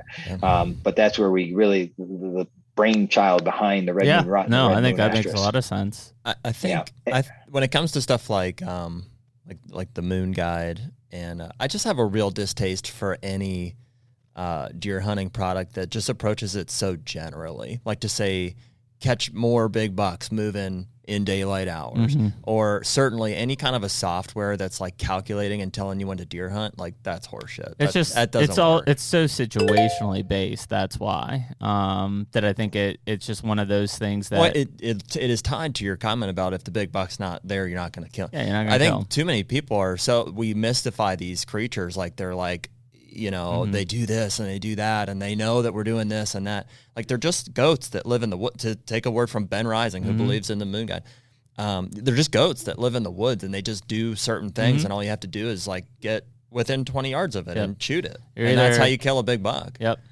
Yeah. And so I just have a real distaste for like these real generalized approaches to deer hunting. Certainly, they do communicate the same way, and lots of deer do the same. They're either thing. hungry or horny. That's it. That's what it comes down to. Yeah, and so it's not That's like to say biology and chemistry. It's not to say like estrus is too general of approach. Like bucks like estrus. Like there's no question about it. There is some interesting facts. So I guess let's focus on kind of the red moon estrus one, because that's one I used a lot last year and I had a lot of success with it. You know, I know a lot of the let's call it the known brands that have been out there from a urine side. A lot of the critique has been multiple does in a bottle or things like that, you know, and then certain ones are saying, I know one of my critiques is that the bottle's like the size of a, it's so little. Yeah. And like look at a deer pee, like it's a river. Yeah. And so I've seen, and so there's other people now that are saying that this is straight from a single doe and here's her ID on it and stuff. So when you start looking at your red moon side, am I using that much like I would a doe in heat, where I'm putting it on a drag rope or things like that, or what is the mindset around that side, Troy? Yes. So, I mean, the general red moon estrus is that hot blend for that peak period of the rut where you literally are trying to fool that big buck. Got it. Okay. And you're also going to bring other does in with the estrus scent just because of the components that are in it. But it is what we call a high end intense. And I do, without naming names, I do want to, put out there that we have two coworkers, employees that used to be with another major, who did not believe in buck fever when we first started working together. And both of them have huge experience in the industry. And one obviously is certainly a huge legend of the industry. And in the last couple of years that they've been using buck fever, they've come to really realize like, wow, okay, this is a phenomenal product. So much that, he's obviously even now putting his name behind it and saying, hey, I'm definitely going to support you guys and help you guys out, because he's been using buck fever in his home woods in Georgia, as well as other leases and places he goes to help harvest these deer. And that's just significant. And I mean, that's just self-gratification for me to know that people that I idolized and I grew up learning from and I read about and watched, I have them using these products and, literally coming back and saying, this is actually great for sportsmen and for hunters. I mean, you're advertising something, it's not fake. We don't have to say, one deer in a bottle and it's not one deer in a bottle or, our stuff it's a synthetic. It's legal in all states, which is huge. It's not bait. Yes. It's legal in CWD zones, in certain states, certainly like Pennsylvania, and obviously we're CWD and the fact of, and I don't, I'm not even getting in the argument of, people said, oh, it's, CWD's BS and the, prions in the urine. Doesn't matter. You know what? It doesn't matter. And it doesn't necessarily matter to me, except for the fact of, on the ownership side of buck fevers, I want people to know that we're producing something that obviously synthetic, so it doesn't carry prions. There's, no proof or evidence showing whatsoever that synthetic has ever transferred any type of CWD or other disease. And it does what it's advertised to do at a fair price where the average guy can spend, if you spend, whether it's the $12.99, $22.99, or a couple $100 a year on this stuff, our products are going to do what we promise them to do for you as a hunter and give you the edge and give you what you're looking for in, game camera, obviously, taking your inventories and attracting deer and holding deer and keeping deer on your property. I have a tremendous amount of outfitters that buy in bulk from us from Iowa and the Midwest. And, I'm saying, why are you guys, what's the huge attractant besides what I know of this? And they're telling me, because it's keeping the big bucks on our side of the fence, literally. And that's not my words, that's their words. And so I'm like, okay, hey, no problem. I'm glad to sell you as much as we want and can in bulk, because obviously, the business side of profitability for us is good. But the fact that we're producing goods that work, and that's really, as a hunter, I got into this industry, like I said, I left a 20-year career to make a huge step over to it. And everybody said, oh, be careful. If you love hunting, maybe not step into it, because when it becomes your business every day, you have a different mindset. But the reality is I wanted to, and I was fortunate enough, pure luck and grace of God that, put me at the right place and time that, buck fever came up for sale and we ended up acquiring it because it truly is a product that works and it's advantageous to all hunters. And that's just simply put. Well, and I really do. And this is not to like kick anybody while they're down or make anybody angry. I really do think that deer urine will be banned in all states within the next 3 years. I kind of laid something out there 3 years ago to say that it was going to happen. And I think a lot of people got angry about that, and it has happened, and it's going to continue to happen. Because I've always used scents as a deer hunter, where legal, I think that it's great to have something like buck fever in your arsenal, whether you truly believe in it, or you think it's going to give you an edge, or you're just curious, or you're trying to get a picture of a buck to just see if he's in the area. I mean, Jared and I are at the point this year that, like, I'm not going to hunt an area if there's not a buck I want to kill in there. Like, why would I? I just, if I don't have a picture of a shooter on a piece of property, I'm not going to just go and hunt it. Why? Like, what am I going to kill? There's nothing there that I've seen that I wanted. And so I think it's so critical from an observational standpoint to be able to see what is on a property to know if you're even in the game. Absolutely. And I know, I say it and people get mad at me all the time. I'm going to say it on here and whether people agree with me or disagree with it. The biggest buck I ever killed, was out of Missouri. And it was out of a redneck blind, or a blind in general that allows you to, have the opportunity to play the wind extremely well. I was using buck fever products, but I was also using Conquest Evercalm, and I've used Conquest, products since the inception. As have we. I thought they are a phenomenal product. I buy like 3 or 4 sticks every year, and I put it out every time I go out. Yeah. Absolutely. Conquest makes a phenomenal product, and they've built a name and the reputation of quality. Doug and Karen Roberts are fabulous people. They do great things. And it is a hard argument because I know, obviously, it hurts me to believe that, people like Doug and Karen and other small urine companies like theirs are going to suffer because it is going to be outlawed. And that's not within our control, and I don't, I just know that when states like New Jersey that just flipped and, people, the biologists are hitting the panic button, the politicians are outlawing the stuff, but as hunters to be able to still maintain our heritage and do what you were just saying, Jeremy, and all those aspects of what we're doing, synthetics is a very realistic place in the hunting industry going forward, and knowing it doesn't spread CWD. And there's no chance of it, and it's legal, and it's even legal in the provinces of Canada where rural urine is outlawed. Yep. So I agree with you, and it's as long as I can still continue to use products that help me harvest those mature deer, and like I said, the largest deer I've ever harvested, and a few of the largest deer I've ever harvested, Conquest Evercalm has been part of the formulation.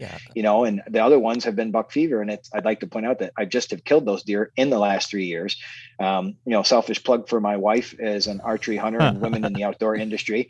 I rarely hunt my home ground anymore because I got 3 children and a wife that are all avid outdoorsmen. We don't have enough land around the house for us all to be able to hunt.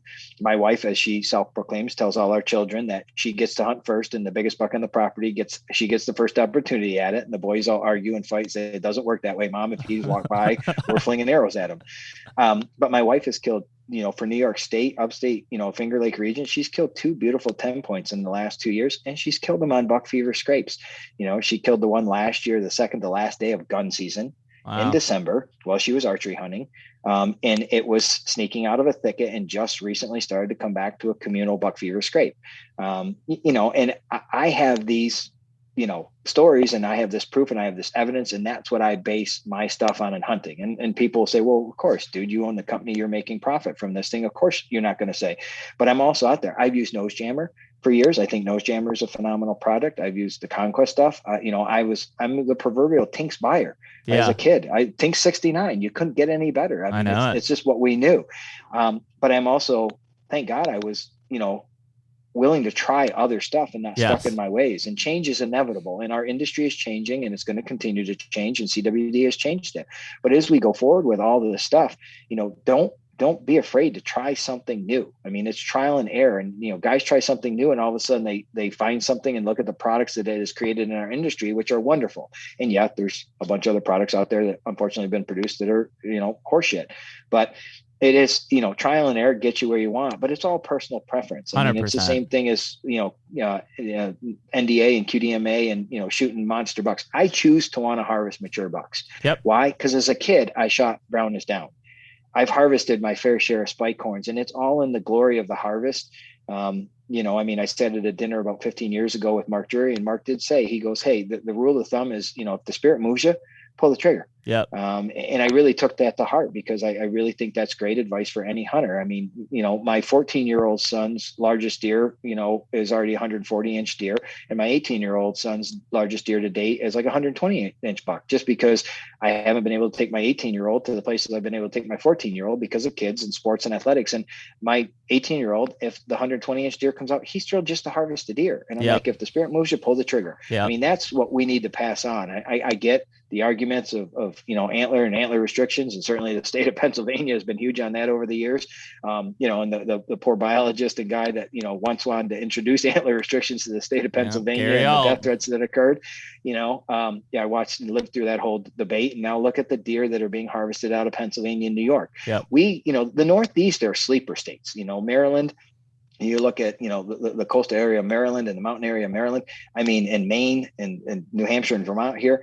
I mean, these are sleeper states. We don't have the ground that the Midwest has, and we don't have the agriculture, but we certainly have the technology and the means to be able to triangulate and put big deer on their feet during daylight hours and be there in a stand or a blind to be able to harvest them. And that's why we're hunters. Yep. Okay. I think it's a people issue more than it is like a landscape issue. There's just too many people out here. There are. Yeah, for sure. Right. Troy, do you ever have or has there been any discussion about creating a product to like compete with EverCalm or Nose Jammer, like more of that type of a calming product? Yeah. I mean, obviously you always look at products that are successful, that work. The EverCalm is such a unique product, and so is Nose Jammer. I mean, when those first came on the market, and people ask me all the time, like, how do I use stuff? I use EverCalm on the outside of my blind and tree stand in my core deer area for that sense of calm and the calming effect that EverCalm seems to have. I spray the living daylights out of my blind every time I get in with Nose Jammer. I mean, I hunt both out of muddies and rednecks and other blinds that are there, and I spray the air holes. I spray the windows I'm going to have open on the inside and outside. I coat it, because I truly believe that when the deer get in that close, and remember, deer process all these different smells, at the same time. They're mega multitaskers when it comes to scent and nose, processing. And I truly believe, I get them into range with the buck fever, and coming to the scrapes or the mock tree setups, scrape setups that we have, and, on the food plots or the edges or deep in the timber and the thickets. But I also use those around. And so, kind of replicating, we definitely, yes. The question is, yes, we're experimenting. We're working on stuff. I've worked on multiple different formulations here for the past few years, but I'm not going to release something until I know it works. Right. And I do believe, that Ray Scott and others in the industry in the past said, hey, you got to do the testing before you release something if you want success, because I don't want to put something out there that people won't, really support because it doesn't work. I want to sell stuff that it does work, and people can say, hey, buck fever is not going away. We're a company that's hopefully going to have longevity, and that we produce quality products to the consumers that they want to buy, and they want to buy year after year, because we build a brand and we build a name they trust. Because without that, we're just going to come and go like so many others in the industry. That's it, man. I mean, we make parts for the American working man, because that's who I am, and that's who I care about. Yeah. I mean, that's what we did the same thing with deer grow. I know, we've talked about this, Troy, in the past. Like, we did the same thing. We did a ton. I mean, it came out of an agricultural background. We've done years of testing, and it's a product that I know that many of us can get behind because we feel confident in it. When you get other people telling you their success stories, no matter what product it is, like, that is the affirmation, as whether it's a business owner or somebody to get behind a product from an endorsement side, that you need, because then it's like, okay, like, other people are seeing this too. It's not just me having this random fluke effect. Absolutely. And it's, funny story about the Harrisburg Sportsman Show, right? 3 years ago, when we showed back up there after we had acquired, because the owners that we had bought it from had not gone in the last few years, we set up, we had a big booth and displayed. The old timers sold more buck fever for us than us behind the counter. And the people that were buying were the younger generation, because the old timers came and they started talking and they started saying, oh my God, I thought you guys were out of business. We haven't seen you here. And those were guys that are not internet based, Amazon Prime, click, buy, ship in a day and receive. generation. And those guys, all of a sudden, they were buying stuff like crazy, and they created like a little frenzy, around our table. And the younger kids and the old timers, like, this stuff is phenomenal. It's a synthetic and da-da-da. The younger kids are like, seriously? And when you had the testimonial of older, more mature Pennsylvania hardwood hunters, mountain hunters saying, I've used this deer and killed big deer in Pennsylvania. I mean, we saw great in the popularity. And now what we're seeing in the testimonial side of a company is we're seeing the repurchasing. Yeah. Just looking at my internet orders, this past week are repeat buyers that bought in April and May. And what's that tell me? It tells me that they used our products. They used it in the time period where they didn't think they'd have success. They've had success. They're now out and they're rebuying it to use for the camera inventory, which I hope is going to be a rebuy in the fall for the fall rut. And I hope they harvest, the deer that they're targeting and looking for. Yeah, that's awesome, man. Well, I know Jared and I are going to put it to test here. We have last year. I mean, we used it and had great success. We're going to document a lot of it with the hunter side next week in Illinois. And then continue on our other farms in Ohio and Kentucky and here in Pennsylvania. And man, we definitely appreciate you coming on, Troy, and dropping some knowledge on us. We'll probably have you back on as we get closer to the rut. I think it'd be really good to kind of hone in on those 3 core products and really talk about strategies as you get to that exiting the pre-rut phase into that post-rut side of things, and switching gears from, looking at it from a purely observational and camera site setup to how am I going to try to get this buck on his feet and kill him in the next few weeks. So man, we appreciate you coming on. We're excited to be working with Buck Fever this year, and can't wait to get it out in Illinois and hopefully get some Midwest giants on their feet in front of our cameras. Absolutely. No, I appreciate the opportunity to come on and talk about it with you guys. And I know, obviously Mountaintop Outdoors, last year with Jeremiah, he ran a Facebook challenge, mock scrape setup. And, at the time I didn't know Jeremiah very well. And, he called me, he's like, hey man, your stuff won, hands down, it won. He's like, did you watch the whole series on Facebook? And I said, no, unfortunately, I just didn't have the time. He's like, yeah, you won. He's like, this stuff's phenomenal. So I do think, the testimonials of people, in the industry people and the different generations of stuff. And I do have, from the Bob Folkrod legends of the whitetail archery world, in the general, and those guys that have used stuff. And even, when I know I finally got Bob Folkrod to admit, like, hey, okay, as an old trapper, I'm going to tell you, wow, I didn't necessarily believe in it, and the stuff really works. To the younger generation of, my 14-year-old kid going out with my wife and handling, my wife handles all of our game cameras and mock scrape setups with my kids. Unfortunately, I don't have time to get out and do all the ones.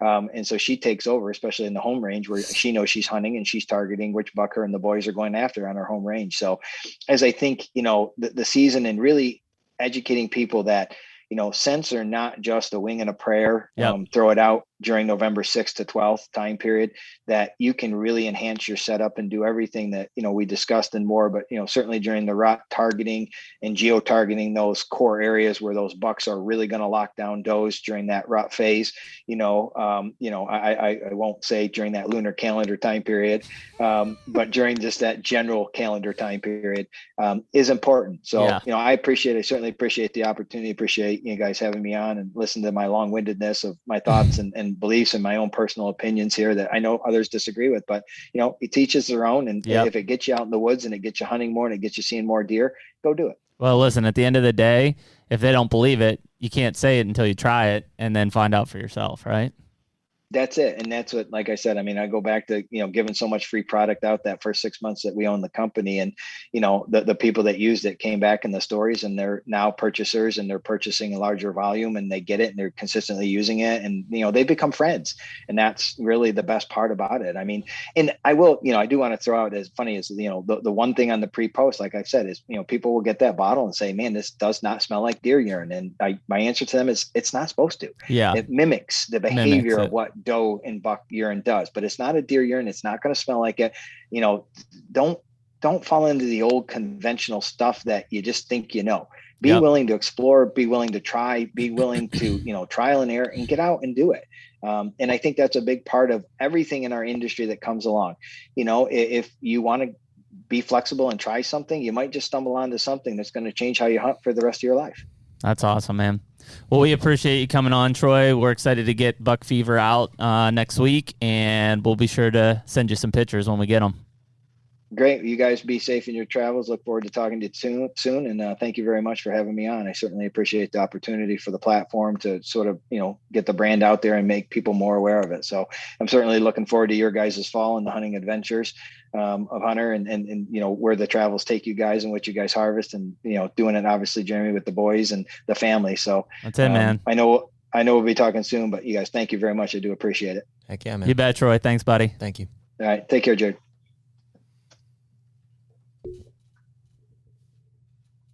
Awesome. Sweet. Man, it is such a, when you think about, I assume there's probably nobody listening to this who hasn't tried some sort of, deer urine, right? Whether it's Tink 69, doe and heat, or whatever. So we're all in agreement the red moon's not real, right? Oh, I'm in agreement. I don't have to convince myself. I'm 100%. But you see what I'm saying there? In given, yes, at the end of the day, the red moon on the buck fever side is a marketing term, right? Red moon meaning that peak rut activity, and highest intensity. I'm sure that product works great. It's not I used have it anything last year. To do with. I'm a true non-red moon believer. I used the product last year because I know at those time frames, what it's indicating is the peak rutting activity and testosterone levels. And that's what those specific the products response are to these scents are not disputed. No, like the moon is. Yeah, no, not at all. I think what's so interesting, and I guess we probably have only done it in I would say the last year or so, or at least me personally, finding out about buck fever and how it worked is, I traditionally was a doe and heat. That's what I used, and that's all I used. Now, kind of thinking of it as a system, and even more so, especially with buck fever, I probably use more buck fever buck scents than I do doe scents, simply from a strategic standpoint last year, in terms of trying to get those mature bucks more active, more angry, or irritated in some cases, than using something that's like, oh, it's doe and rut, here's this. We did use it, but it was through September, October, November, I used a lot more buck scent because I don't care if I see a doe. I just want to see that buck up on his feet. That's all I cared about. Mm-hmm. And so I think from a system standpoint, it's really interesting that unlike a lot of other scent companies, buck fever is really formatted around buck communication. Yes, there is doe and heat with the red moon. Yes, there are some other doe scents that they have, but the majority of their products are catered to the communication with a buck, which is unlike any other company out there. Dude, I gotta tell you, more recently here, and I can't explain it, but these bucks don't care about this mineral I've got out. I got another picture 100% sequence last night of a buck over on the West Twin. Just walk right by it. Walked right past. Doesn't care. Yeah. And I've seen a big bachelor group of deer out in that field that I know they're accessing it, fairly close to it. They don't care. Shout out to Jeff Sturgis. Respond to my text message. How about that? Well, and so I guess where I'm going with that is dude, if that's a trend that continues, I don't necessarily. There is no proof that the mineral in any of these mineral that we're putting out there is really benefiting these deer. From a nutritional standpoint, again, like the red moon, I don't believe any of it. There's no lack of. They're supposed to just be attractive, and I have it out solely for that purpose. I just want to get pictures of these deer. Not working. And if scrapes, if this what's it called, the early branch? Yeah, the branch action stuff. If that's going to draw deer in better, that's all we care about. Frankly, it's a better scenario because I don't want to have to necessarily move those setups or those cameras, when it's time to hunt. It's they're already there. Yeah, and for me in Pennsylvania, I've got mineral sets set up. I'm not, some of them I'm getting buck pictures, but a lot of them are bucks just passing through. They're not using it. I really can't explain it, dude. I've had really good luck with. I've got to remove those minerals here in another month. I've had really good luck with mineral in past years, and they just don't care this year. I don't have a picture of a shooter on my farm on a mineral in the past 2-3 weeks. It's really interesting. And again, for our strategy this year of if he ain't there, we're not killing him. At some point, the decision has to be made of how do I get a picture of a big buck in it? I just need one. I just need to know he's there. Yep. And these minerals are not doing it this year for whatever reason. I'd be interested to see if any of the viewers are having the same issues. Yeah. Hell, I posted a picture of a bear the other day I'm getting more bear pictures at my mineral sites than I am deer. I'm serious. Yeah. More bears than deer at those spots. Mm-hmm. I don't know. But it was awesome to talk to Troy. I mean, I'm super excited. I know you are too, for next week being in Illinois, like boots on the ground. Like, man, we are in it. We're scouting it. But when we set those cameras up in these mock scrapes with buck fever, like that is literally our lifeline to success come end of October, November. That's it. That's all we got. Yep. And we're going to bank on it.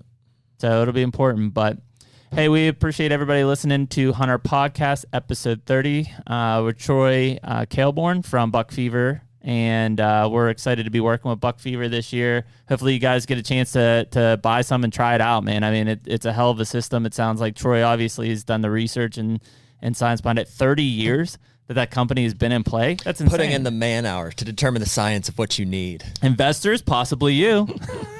So we appreciate everybody listening to HUNTR Podcast. We will catch you all next week.